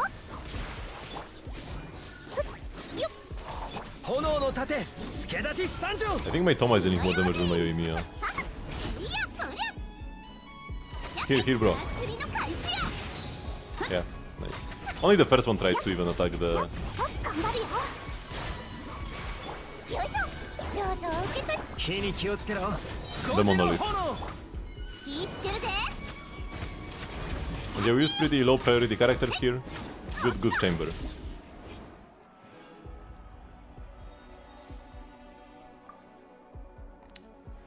Let's pick Arlecchino first. Mystery Cash!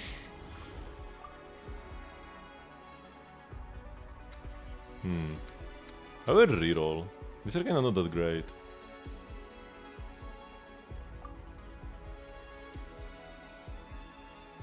Companion events cost less after selecting this, that's amazing. Free?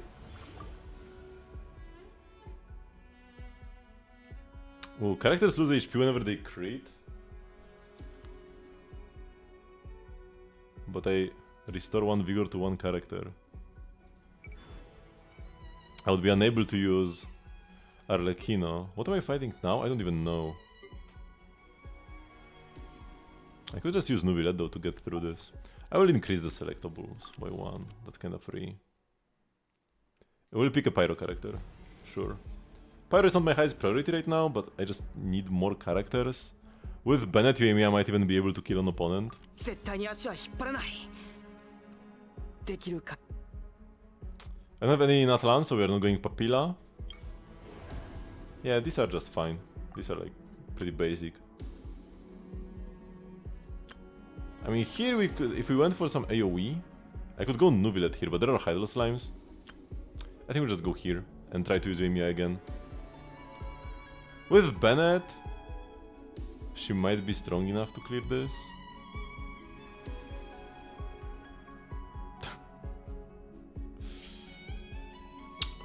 Will she? Is she?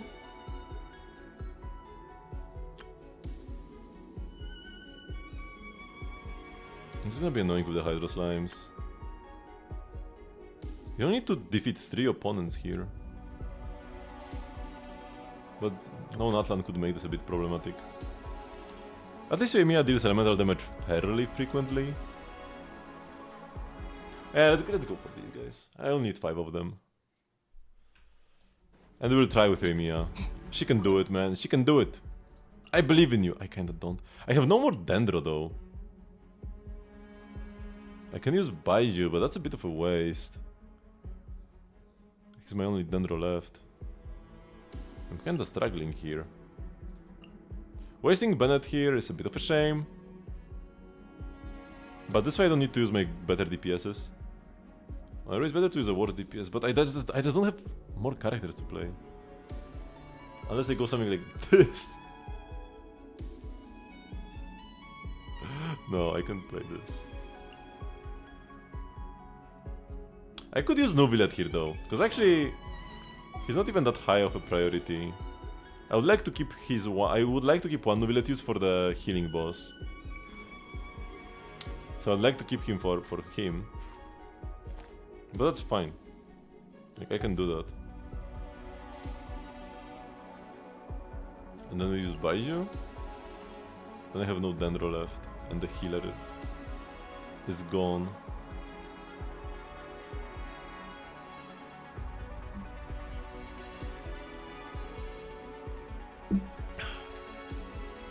But like, what else do I play? There is Kokomi and she's also a healer.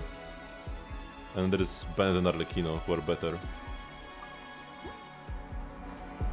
俺が守るよ炎の盾命の重みを知りなさい神戸を垂れろ海私は帰ってきた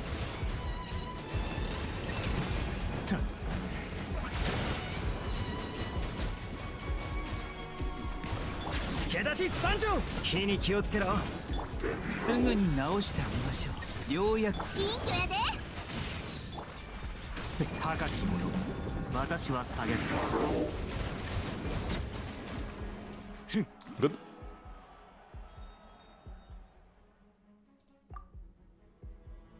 I do want Natlan versus the next boss. Will make it easier. Also, Furina is C6, so we can keep her for later. I really want Dendro characters now, though. But I guess we'll pick the Mystery Cash first.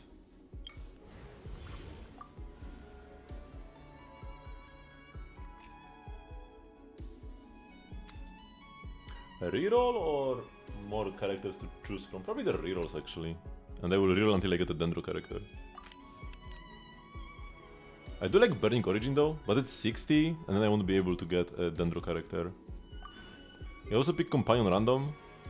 It's a very high chance of getting Dendro.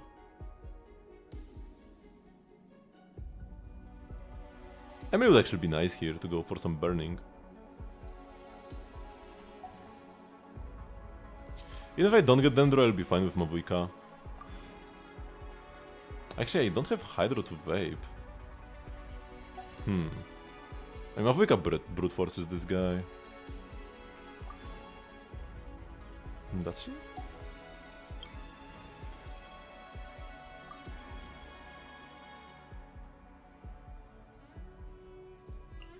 Cleave for death reduction?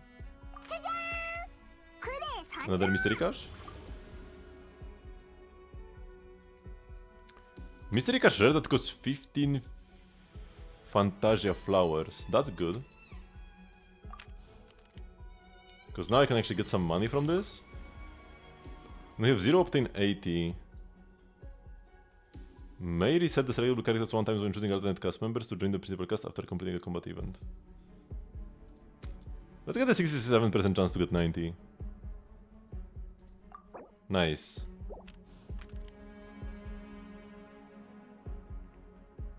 And now I can reroll. Getting Burning Origin would be good as well. But I just want more characters. I need like Higuin or Dendro. So anything but Pyro, so we'll reroll. Yeah, like Dendro's good.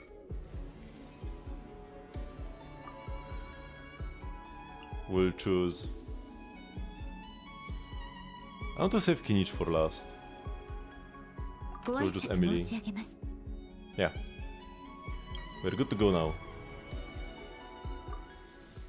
Now Emily would be the best to play with Kinich, but like, it's not like we need her.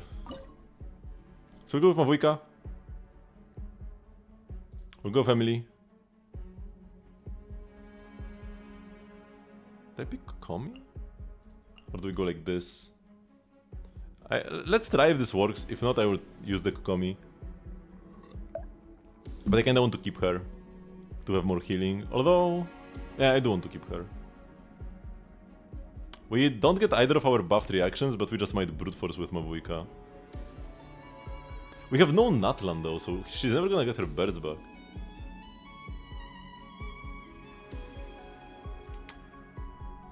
We'll make it work. No, I won't make it work with no Hydro.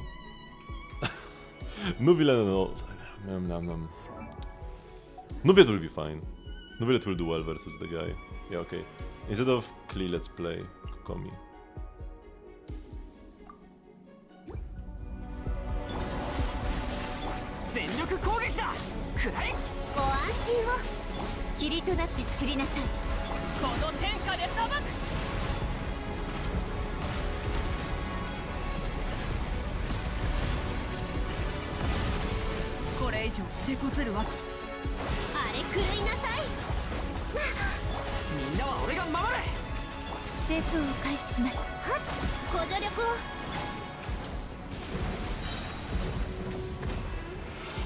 Boy, don't run away. I want to play Hydro to him. And now Mavuika burst.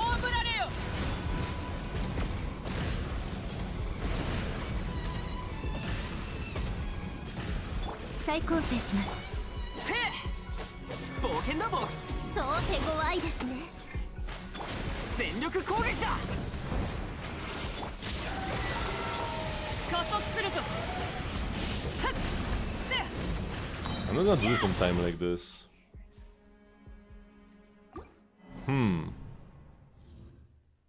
Let's try using Nubilet here. Because like,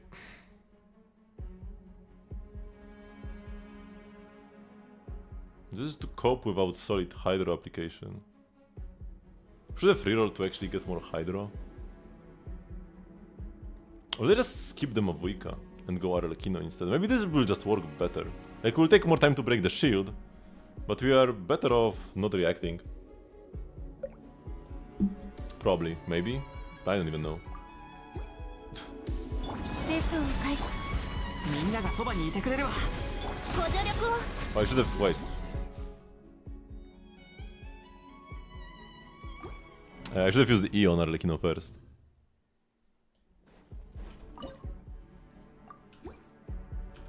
貫く。我の光。ソーランの意向。みんなは俺が守れ。く。さっと。いや。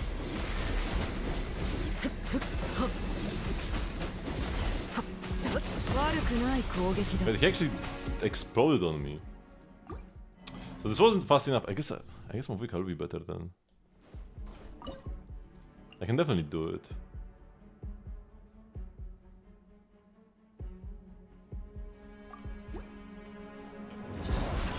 福育の語り。ご安心を。全力攻撃だ。この天。 Maybe I shouldn't burst at the beginning actually. Cause yeah, when I burst at the beginning I waste all the damage. I should just spin on him and then burst after he's out of this phase. Yeah. 我の光。ソーランの憩い。やっ。再構成します。止める勇気。炎。 I guess I do need to burst or I don't have enough E. I don't have enough Night Soul application. Or if I don't use my... Okay, let's try once more. Cause I use my E early. ご安心を。アクセル全開。せ。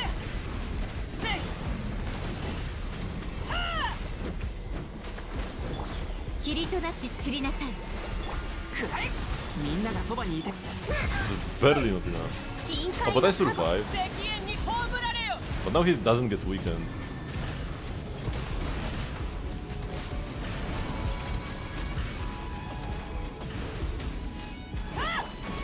清掃を開始します。燃えよ。はっ、手強いです。みんなは俺が守れ。燃えろ。 I didn't keep my E. やっ。やっ。Nah, this is worse. This is worse than Arlecchino would be. But I can't beat the thingy. But I guess I didn't... Yeah, okay. Let's try Arlecchino, and I don't even need to destroy the shield. Kokomi can tank the hit, and she doesn't die. Man, this is actually rough, because I don't have enough Night Soul. Also, not having any bloom buff, or not having any burning buffs kinda sucks as well.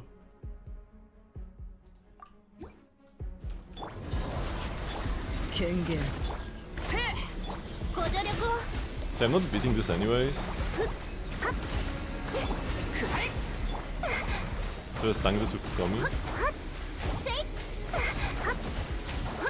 失策です。あれ狂いなさい。福育の語り。みんながそばにいてくれるわ。傷なんて痛まらん。 Where's the E? ソーランの意向。いや、貫こう。いや、再構成します。全力攻撃だ。冒険のくらい。 Stop being so annoying with the transformation.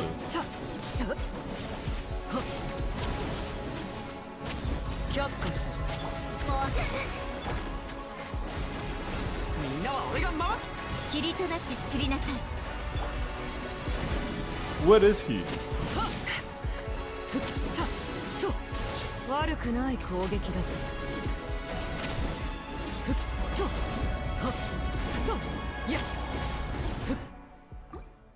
た。 It's not going well. I could do the rewind.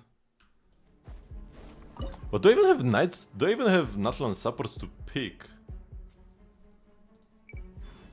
Like, what characters would actually help me here? I could have picked the Kinich, but I kept him for later. I guess that was the mistake. I should have used Kinich here. That was the mistake I made. Because Kinich would actually be more reliable Night Soul damage. Yeah, let's use the rewind.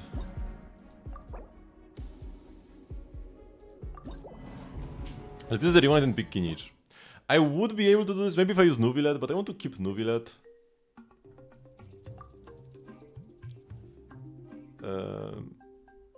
So do I get, like, if I do the same things, is the result gonna be the same?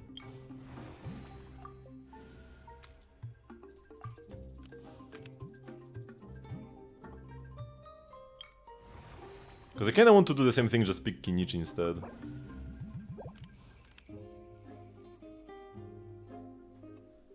Oh wait, I rewinded all the way back though. Oh wait, this rewinded until here. Oh, I didn't want to rewind that far. I guess that's how it works. Okay, sure. Wait, so where are we? What are we doing? I still have all the Yoimiyas. Oh, I need to do this again? The Leyland Monolith, but I don't even have the good opponents here. Like, I no longer have the opponent I wanted to fight. Huh.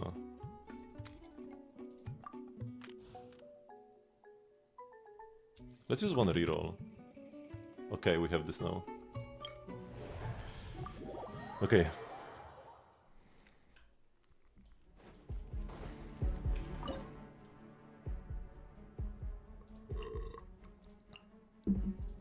Yeah, these are the characters I used. ほな行くで行くよやっはっ高評価俺が守るよ炎の盾火の用心さあ He did pyro damage, so the pyro shield. At least I think he did pyro damage. It looks pyro. So the pyro shield from Toma is actually super tanky here. さあ踊るよ火に気をつけろ5時のほ花火に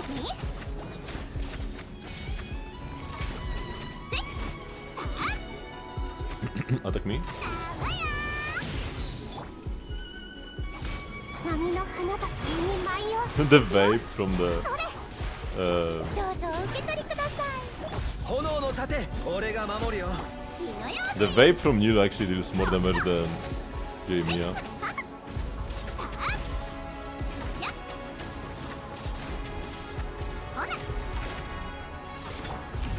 Oh no. Don't hit the thingy in the middle. 助立ち参上ち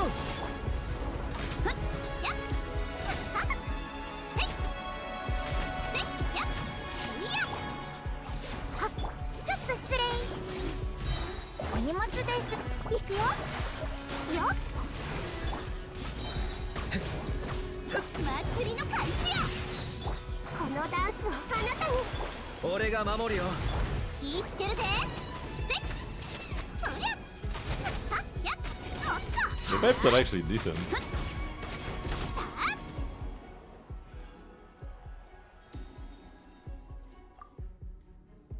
So we pick them a Vuika. Pick the Mystery Cache.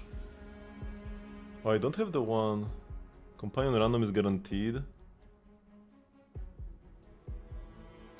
One random character with 0 vigor returns to the alternate cast. Oh no, this is horrible. This is absolutely horrible.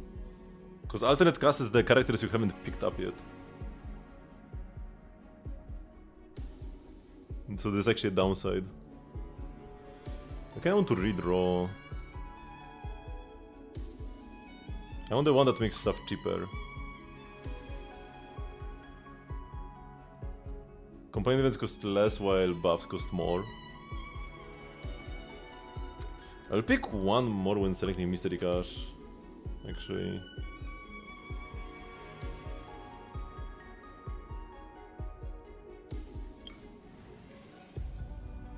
I will skip out on this now. To have more coins for the next fight. And here I use the Nuvilet.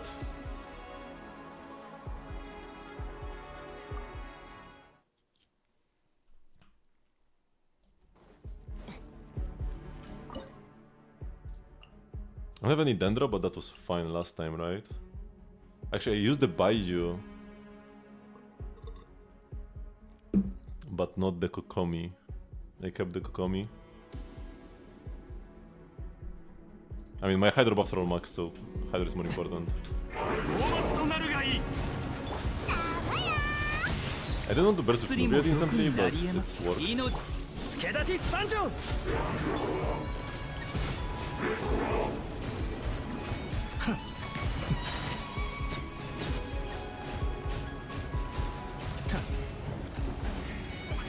Oh, the balls were too far away. I didn't absorb all of them. 私はピンクやで。火に気をつけろ。5時の炎。治療しないとな。すぐに治した。静粛に。 Okay. So now we are at the fight that we are struggling at. And we do get the Kinish. Okay. I feel like we will be good to go now. But I do need more characters because I do not want to use these two. Getting Burning Origin will be beneficial though.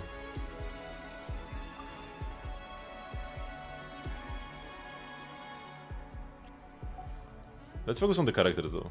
So first like Companion Pyro maybe, or do I go Companion Dendro? I do want a Dendro character. Ahida might be a bit too good to play here. Actually, I don't need Dendro because I already have また見識を Kinish. 広められそうね。 We do want a better Hydro. Or like just more Hydro. I feel like I had better buffs before. If I just picked Kinish before, man. What a throw. Let's pick Ayato. ほんの余興です。 Because before I had the Mystery Cash that gave me cheaper Companion Blessings. Would make me stronger later.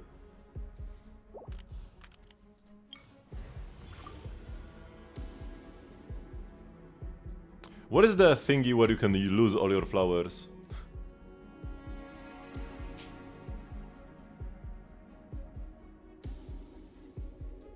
Let's redraw. I don't have the thingy. Lose HP when you crit. I do not want this. I'm gonna die.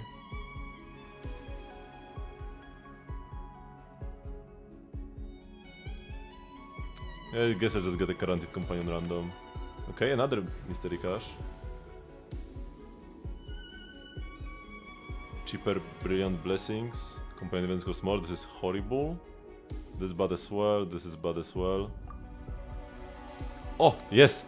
Consume all Fantasia flowers in your possession and one random alternate cast member joins the principal cast. This is great. For 5 we get a free character. And we got a free Tinari. Great. I mean, it costed 5 flowers. Ooh. Yeah, okay, now I have way more characters, we are chilling. I also have Kinish. I'm gonna use Kinish and Mavuika against this boss.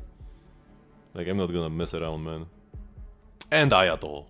And Tinari. Just to fill out the slots, to be honest.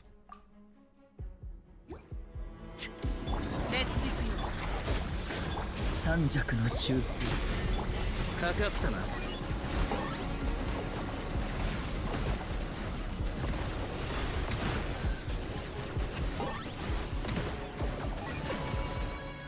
この天下で裁く。 Oh my god, got demolished. えものだ。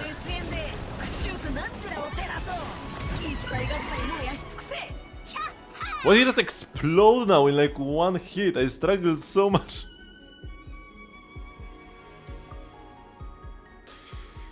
We only have 4 fights left. Let's pick the Furina.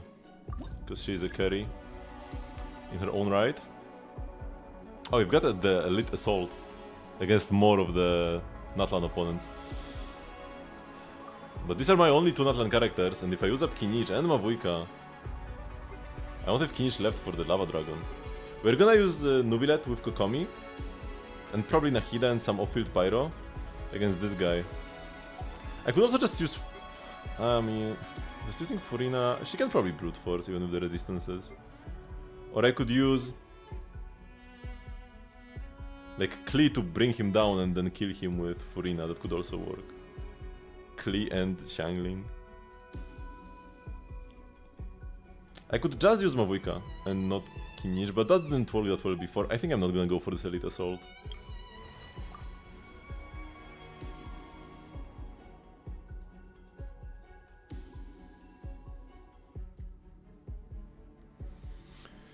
Wait, so here What buffs they get?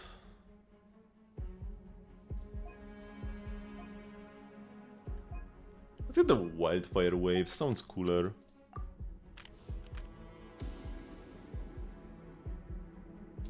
They go with a refresh here.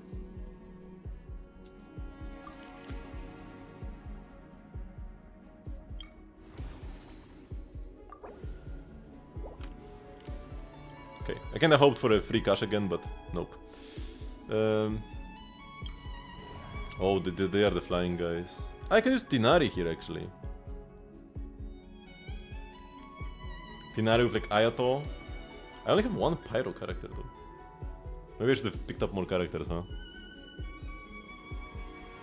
But I'm good enough with just the blooms, right? Maybe I do use the Furina here.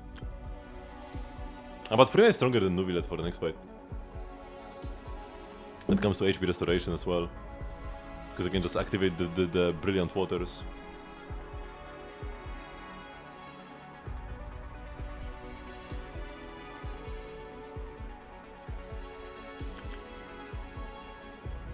Shields have an advantage? Why?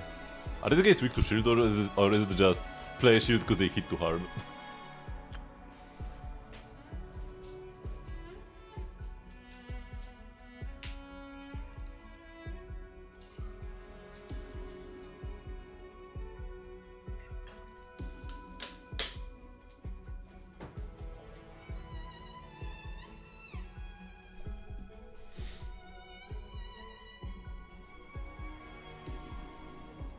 Okay, I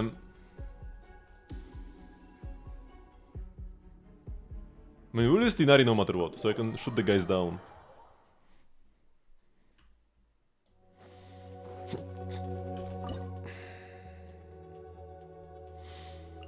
But then who? Do I just slap Mavuika as a support here? I mean, might as well. I don't really plan on using her much later. I could use her with Kinij, but it's not like she's gonna be that amazing.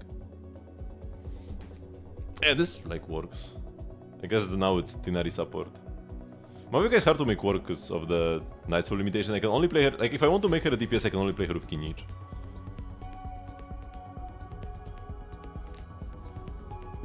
Because out of Pyro, Dendro, Hydro, we only have 2 other Natlan characters. There's only like 1 of each element. So, and none of them are supports. Except for like possibly Mavuika. Yeah, let's do this. I'm gonna keep the others for later.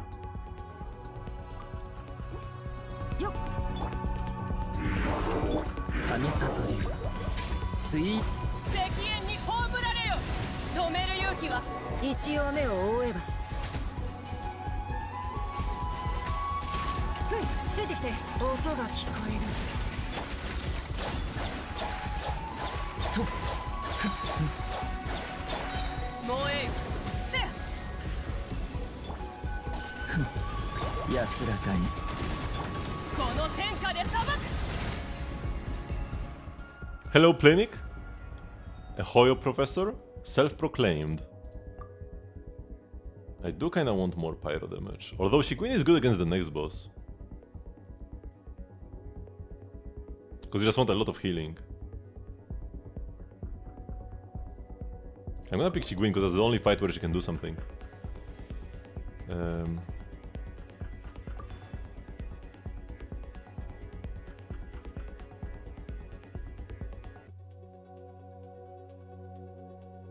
I guess we go random and try to pick up one of the pyro characters. Or even Inefa. Inefa!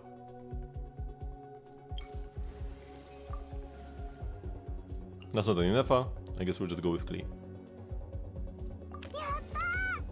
I would love to buy the mystery cache, but we don't have the funds for it. Okay. Klee will just be here to lower his defense and apply some pyro.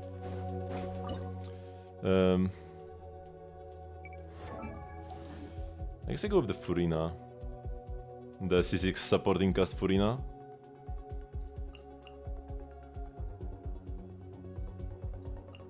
I kept the Kokomi for so long and I'm not even gonna play her though. That would feel so bad. I specifically tried to not use her so that I would have more healers left. Whatever.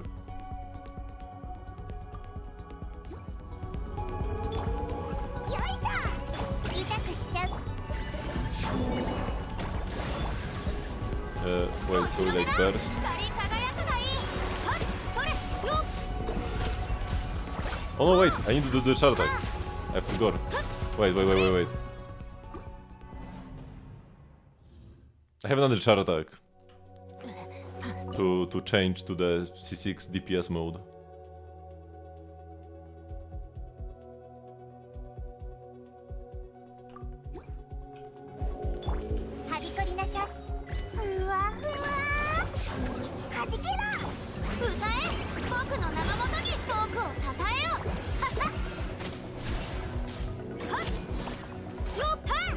I guess we're not really doing all that much damage.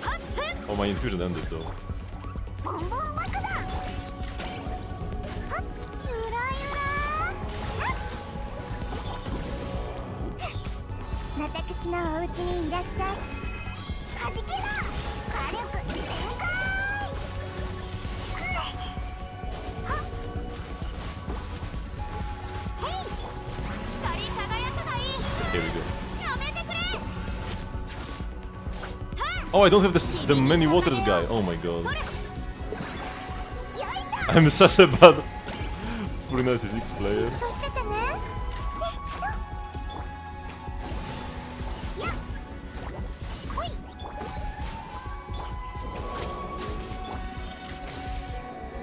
Oh my god, man. 手をつなぎましょう。ボンボン爆。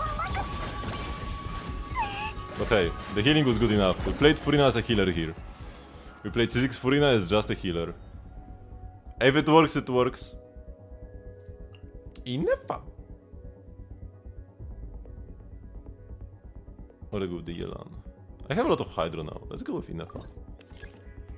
Mystery Cash!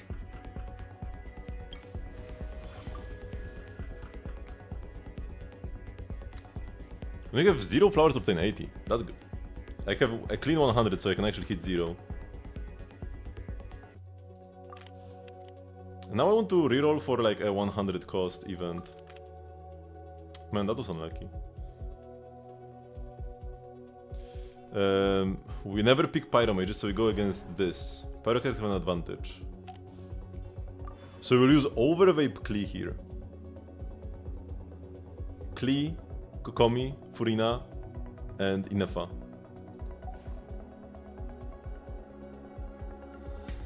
So let's get the conflagration. And get more thingies.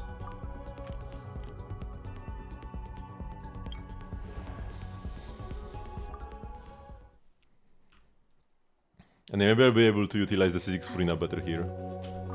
I could save her for the final boss, but I have Kinich. Wait, who will I be able to play Kinich with? ZZ awards BP progress for weekly stuff after the patch, even if you do the before the patch releases? I'm not. It probably does, but I have to say I'm not sure. We still have Bennett. We still have Arlecchino. We still have Shang. These characters, all of these characters, are all except for Yelan and maybe Alhaitham, are amazing against the final boss. So it'll be good to go, and then C1 or 1 Kinich.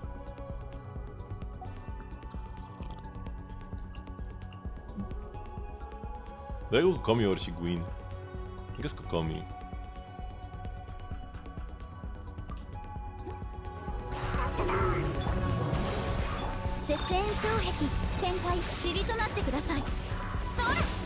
Oh, I need to first. I will take down his shield. Actually, he's dead before I do that.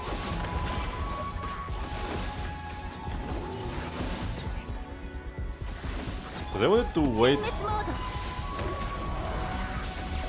with Furina burst.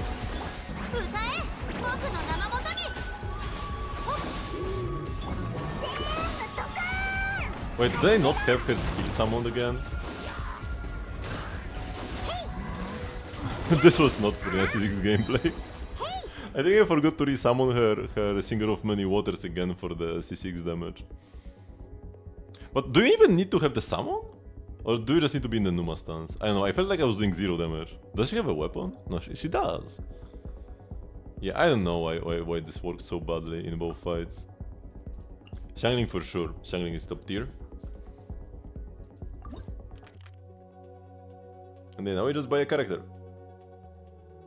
Put her on sack just for me. Give me Kinich or Emily. By Kinich I meant Bennett. So yeah, by Kinich I meant Bennett, so we got what I wanted.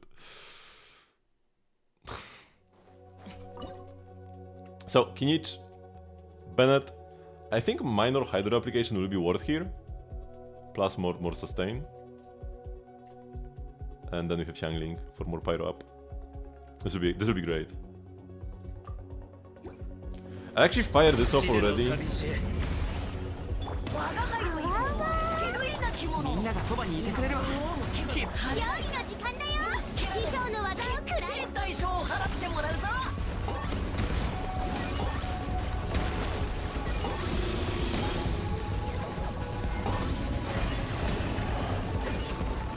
Slowly. みんなは俺が守れもう熱々でしょ Oh no, the Hydro messed me up. I thought I would apply enough pyro.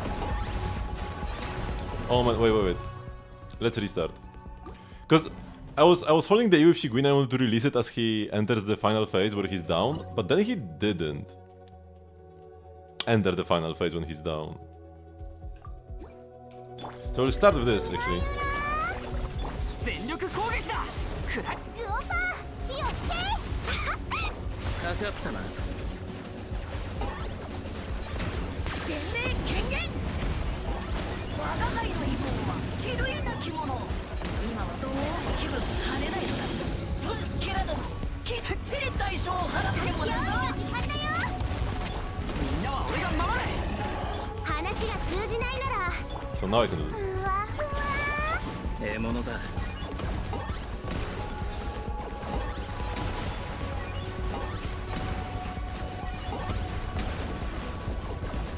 Oh, almost perfect pinch rotation, man. I almost did the perfect pinch みんなが rotation. そばにいてくれるわ診断結果は今すぐ宇宙じゃね Where are you, bro? ゆらゆら Okay, no button buff for my Kinich, whatever. 退路はない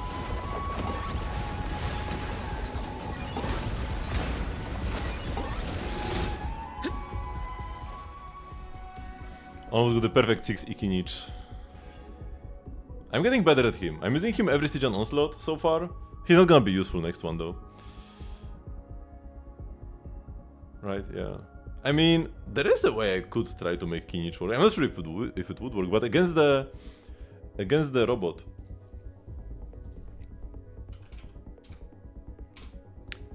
Against the robot you need a dual DPS team. So, Kinich Mavujka would be a thing here. Like, here we play Flains, that's all. Actually, wait, Flains will not be out. I can't play Flains. Here we play Lauma. Either Lauma Nilo or Lauma Hyperbloom. Probably Lauma Hyperbloom. Here, we'll play, I guess, like, Varesa with Inefa.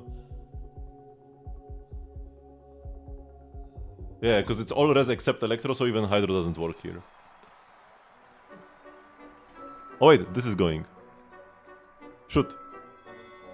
I like the summary. I don't want to miss it.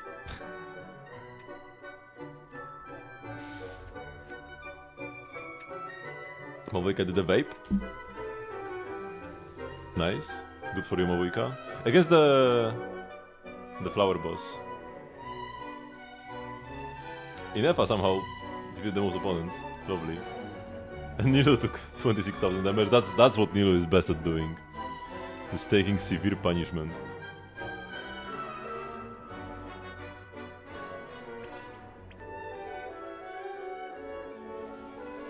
And the first Huta ultima used was actually the best one. Or like the fastest. Just because you beat the boss the fastest doesn't mean it's the best team. Because the enemies were easier. Thanks, Pape, for the Furina. Actually, did they go with your Furina or some other Furina? I think it was your Furina. It could have been better. But we got there. I actually enjoyed playing the Hutao in the first two stages. And then enjoyed playing Kinich. I'm pretty sure it was yours. Whatever, I will never know because I never actually got her to make any damage. Okay, so we do not want to claim the rewards. No rewards, because the rewards will wait. Because one of the rewards is a transient resin. And if I pick it up now, it will expire in 13 days. But the Stygian Onslaught is in...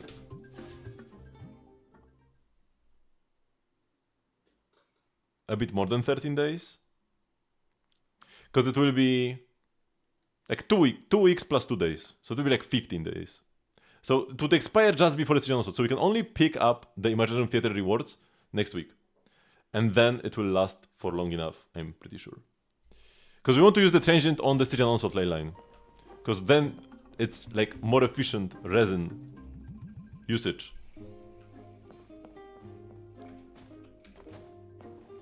We'll also be able to farm the new domains. さっきある童話の本にこんな言葉が書かれてたのよ。友情に犠牲はつきもの。犠牲の上に友情は成り立つ。 This is from like Born Princess, right? これはいろんなことに通用する理屈ね。患者さんを治療するときだって同じよ。何かを犠牲にしないと健康は手に入らないんだもの。 She's so cute. Okay, before I continue, oh, go away with this prompt. Before I continue, I will go take a quick bathroom break. So don't go anywhere. We'll be right back.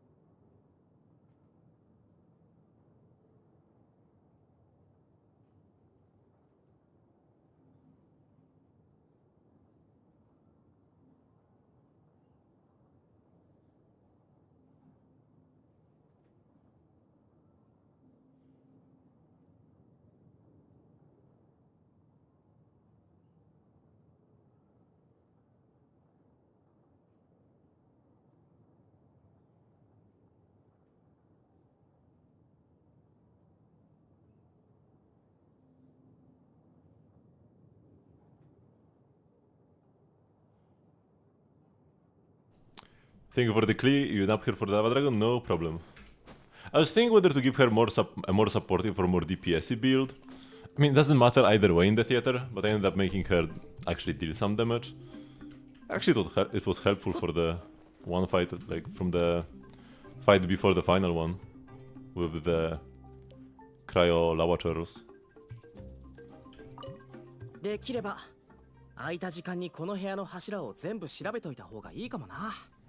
同じ部屋に長く居すぎるといつも予想外な出来事が起きてしまうんだ。 Ben looks so good with the 俺の skin. ことは心配していないさ。でもこれからも冒険を続けるためには仲間の安全を守らないとだからな。 I didn't hate his old look, but this one is so much better. Oh, we got the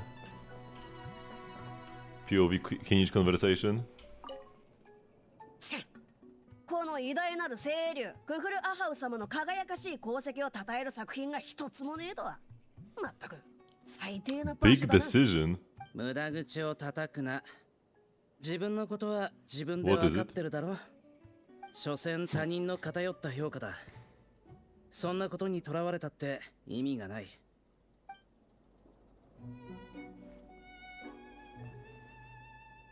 I saw Rizuha outfit.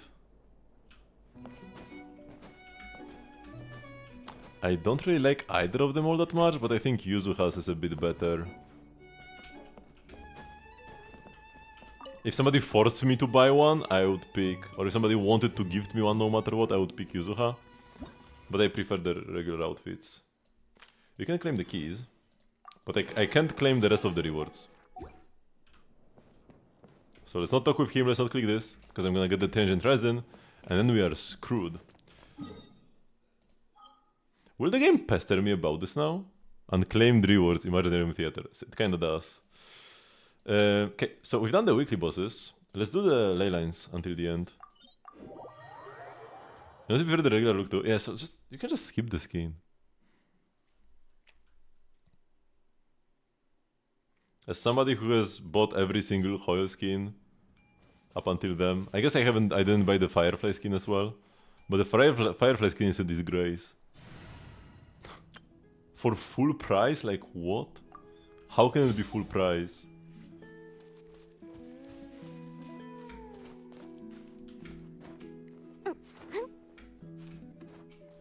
Save pools to for seed to fulfill your food fetish.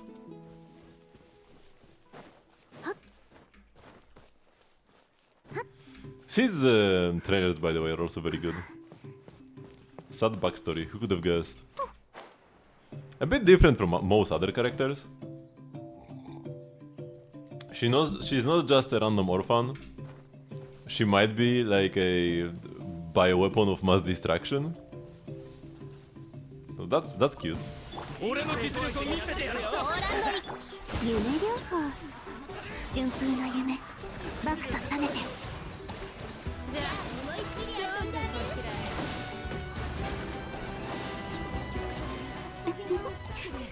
達人だね Because in the first trailer we got, we see like the scene where Seed Senior met her in the hollow. Also, how do I have enough resin? I thought I would not have enough.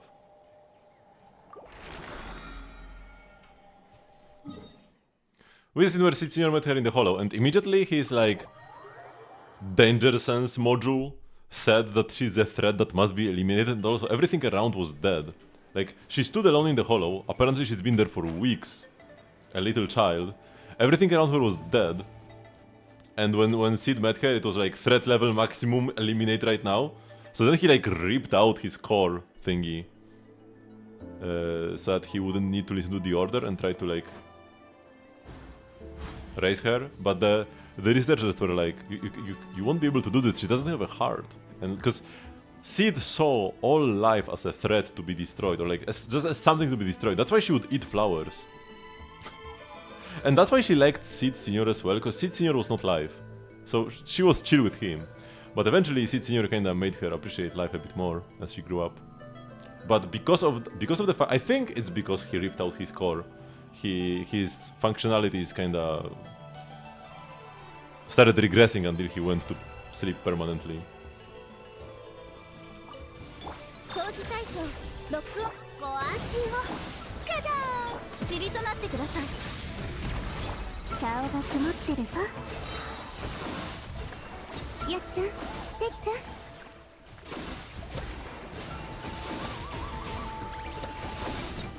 せい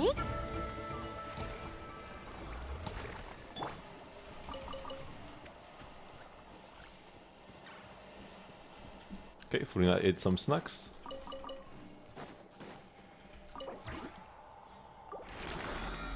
Okay, so that's it for the event.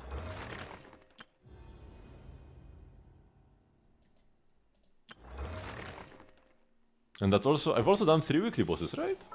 I have.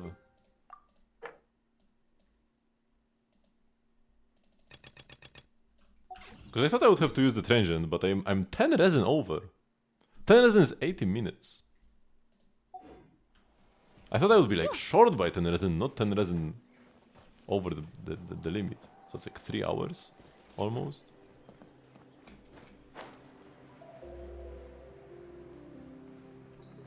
Yeah, I don't know.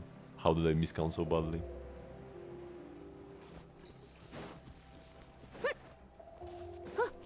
Well, whatever. I'm sad that I can't pick, or I mean I can, but I shouldn't. I don't like that I should not pick Mizuki from the selector. Because she's my lowest constellation, standard 5-star, so she's the lowest priority as well. But I would rather level my characters to 95 and 100 than get Mizuki cons. But I think it's her C4 so that she could always heal from her burst would be lovely. The Fontaine Walkers and unlocked another underwater sea map, the Sea of Bygone Eras. Yeah, this area is pretty lovely. I love the quest here. The music. Mwah. You have to pick Chi-Chi. For me, Chi-Chi is number 5. After Jin, Mona, Ketching, and Tinari. How do they have this much Mora? For me, it's actually not that much in the grand scheme of things. But yeah, so I play since day 1. Every single day. I mean, not since day 1. I started like 2 weeks after day 1. Like a week or 2 after day 1, that's when I started. And I played every single day. And they also buy BP every patch. The BP is the biggest deal, actually. Without the BP, I would not have all this Mora. But yeah, so... almost 1800 days active, right? And also...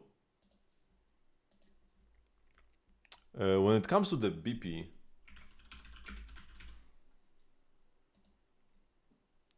here we should have the stats. So I never farm Mora. Outside of this event, like during this event where we get double leyline rewards, I do farm Mora from the leylines.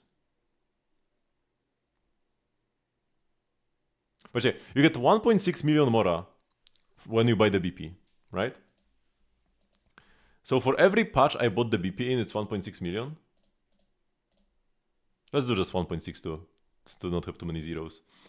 And how many patches has it been? So 1.0 was 7 patches.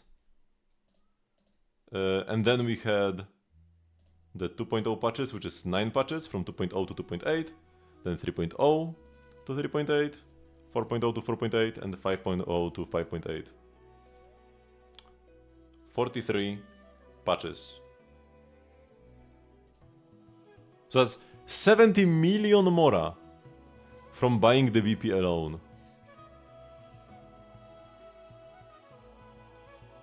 And also...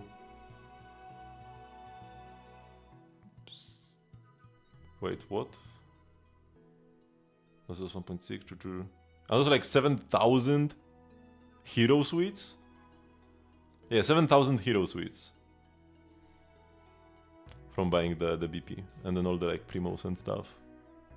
So the BP is pretty good. A lot of people just think of the BP as I buy the BP to get like a Serpent Spine. But there is so much more you get from buying the BP. You get so many books. You get so many books here from this. You get so much more. You get so many EXP books, talent books. You can get character. You can get artifact EXP. It's like not nearly as valuable as the others. You get extra resin. You get extra wishes. Yeah. The weapon is just a cherry on top when it comes to buying the BP. To be honest.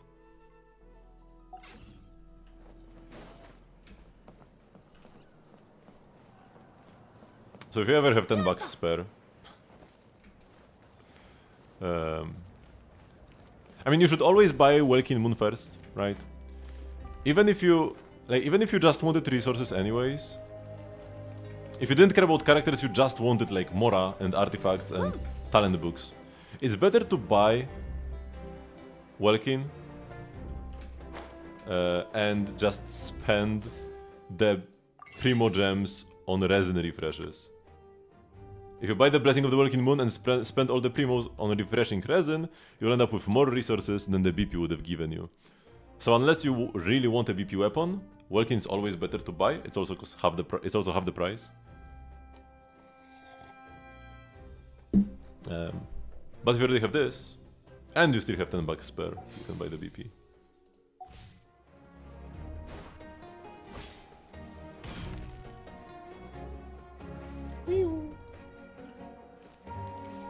You never wished on any weapon banner? Then the BP weapons would be fairly nice for you.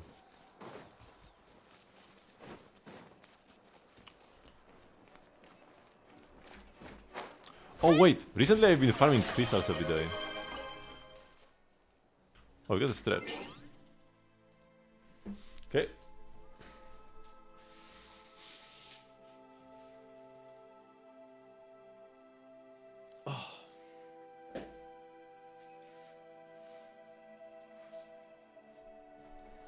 Okay. So yeah, rocks. It's already pretty late. Oh yeah, also I need to do Genshin though. Keep up my win streaks.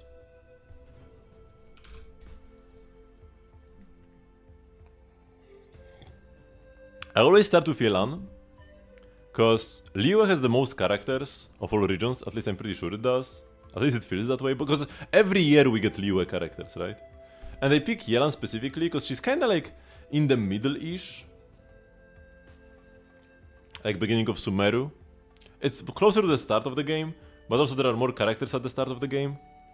On 1.0 than later, so yeah, now I see, and like, yeah, I hit the region. Sometimes I don't hit anything, and all I get is an arrow above the version. But yeah, I know it's from Liyue, and way above 2.7, so there's at least 4.0. So Liyue character from 4.0, that would be Xianyun. Or Gaming. Wait, no, Catalyst. Oh, it's Lanyan. Yeah, Gaming was 3.x. Yeah, so it's Lanyan. Need a hand, I'm here. If you need some assistance, I'm here to give it my all to the very end. Is it Gaming? No. Who would be so, like, wishing to help? Amber? Oh, it's Hutao. The one time I actually recognized the voice actress.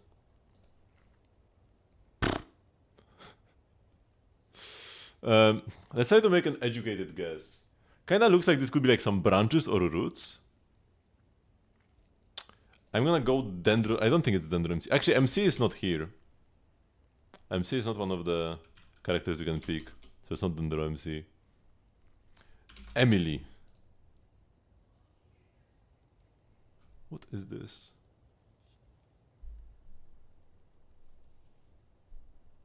Is this like Oloron? What are these? Like Diluc, maybe one of the Diluc passives? No. Arataki Ichiban. Oh yeah, okay. This if anybody does not get Ito on 4 here, that's definitely on them. Okay, Bow. Amber, for sure. It's Pyro Bow! Come on! How could I get this wrong when I picked Pyro Bow?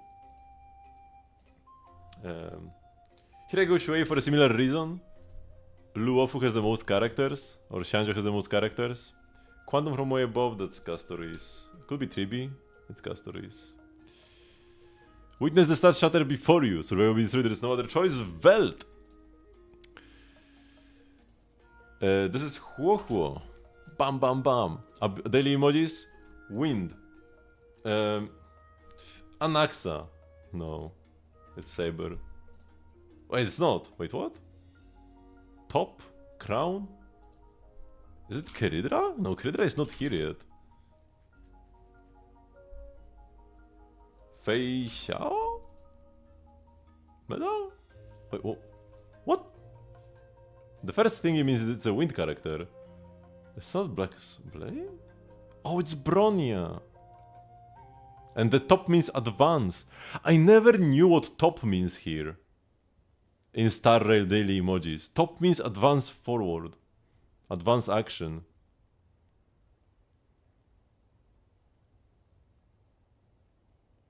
Okay.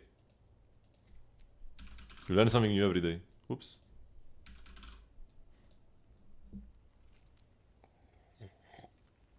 I've got this boss. Could be Sokaku. Supplicate who's this boss? Should be Rina. Rina Alexandrina? No?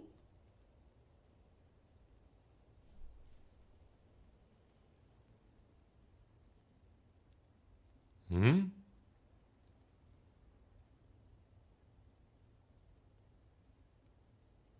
Does Astra use this boss? Astra doesn't share anything in common with these characters.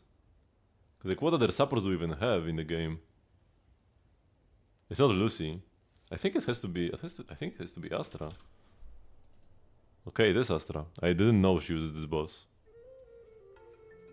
Makes sense, because she is like a star and those dancers were stars. And yeah, this got dangerous here when I picked a character who like met all the requirements but I got no new info. Like, I mean, I know that this is not like electric and stuff, but yeah. Okay, do I have time to gather rocks? Maybe not.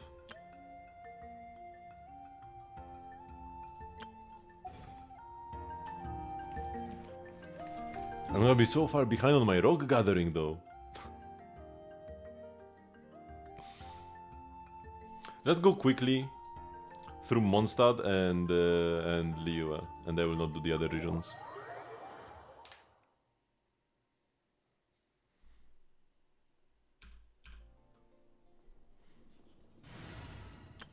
So we couldn't explore the new area at all, but we've done weekly bosses, we've done the theater, we've done a lot of character reviews. The stream felt like back in the good old days, where I actually had viewers. Because I had people both from the YouTube and Twitch side. So that must have been just like a coincidence. Because sometimes I would get a bunch of viewers on Twitch, for example, because for one reason or another, my Twitch would be recommended to some people who enjoy watching Genshin streams and no bigger Genshin streamers. Or like, no really big Genshin streams were on, and I would randomly get recommended to some people. This would happen sometimes, but we would like 2 people on YouTube and 2 people on Twitch or something. I guess it's also the fact that if I do reviews, people are more interested in just checking my stream out. So it's kind of like a snowball effect. I do one review, and then more people come for more reviews. Also, by the way, we have to buy stuff from the shop. That was what I wanted to do. That's what I forgot about, like 2 hours ago. I was like, I wanted to do something.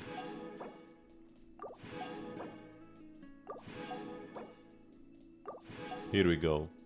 Unfortunately, I have 9 standard wishes, so well, we have to wait until we get one more. I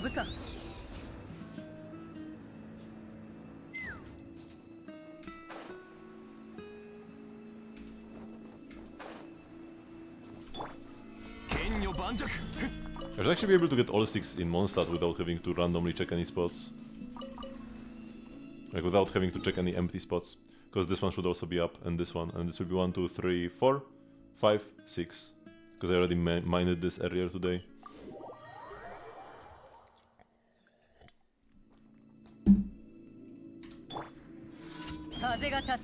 Was this a dead person? Because I'm not gonna save them. Oh no, this is not up. Okay, so I won't get everything. Unlucky.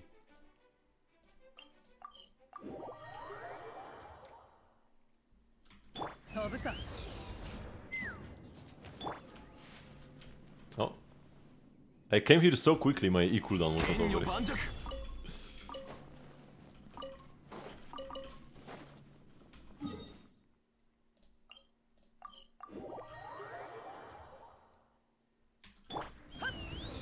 I also wanted to start doing artifact routes in the Easy Breeze Holiday Resort. Like every other day. Every other day I could do crystals, and then every other day artifacts.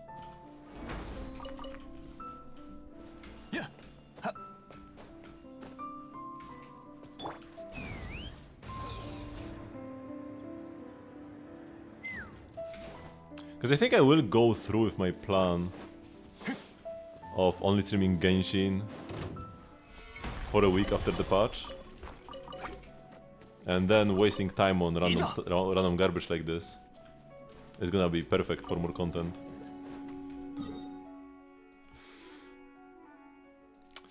And I'm probably gonna call it a day now, just do Monsad only. I can do Oliwe only next time or something. No, next time I want to do all the regions.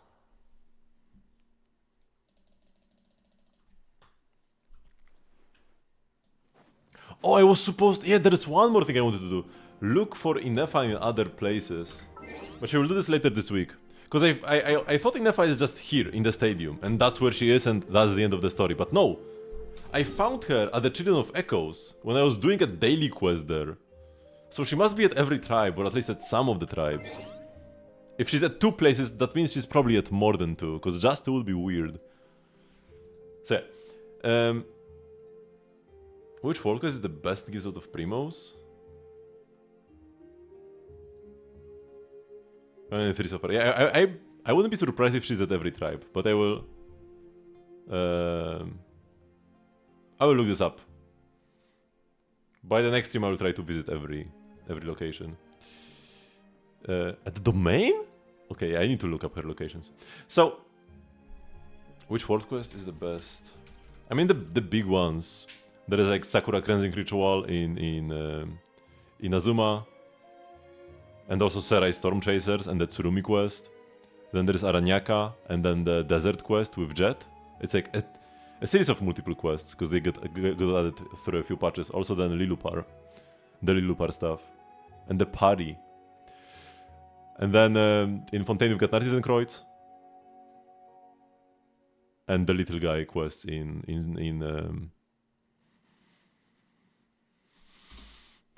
Natlan. Okay, so thank you very much for watching. This will be the end of the stream for today. I do have a stream every single day at 8 PM CST, which is 3 hours before now. If you want to get stream notifications like, you can join the Discord server. And yeah, the next Genshin stream will be on Thursday, unfortunately, only. Because tomorrow we'll do some Star Rail. Gotta do the end game and stuff. And then Wednesday is a new Zenless patch. So next Genshin stream is on Thursday. And then a week later, we get Luna 1. So excited. So, see you tomorrow. Bye bye.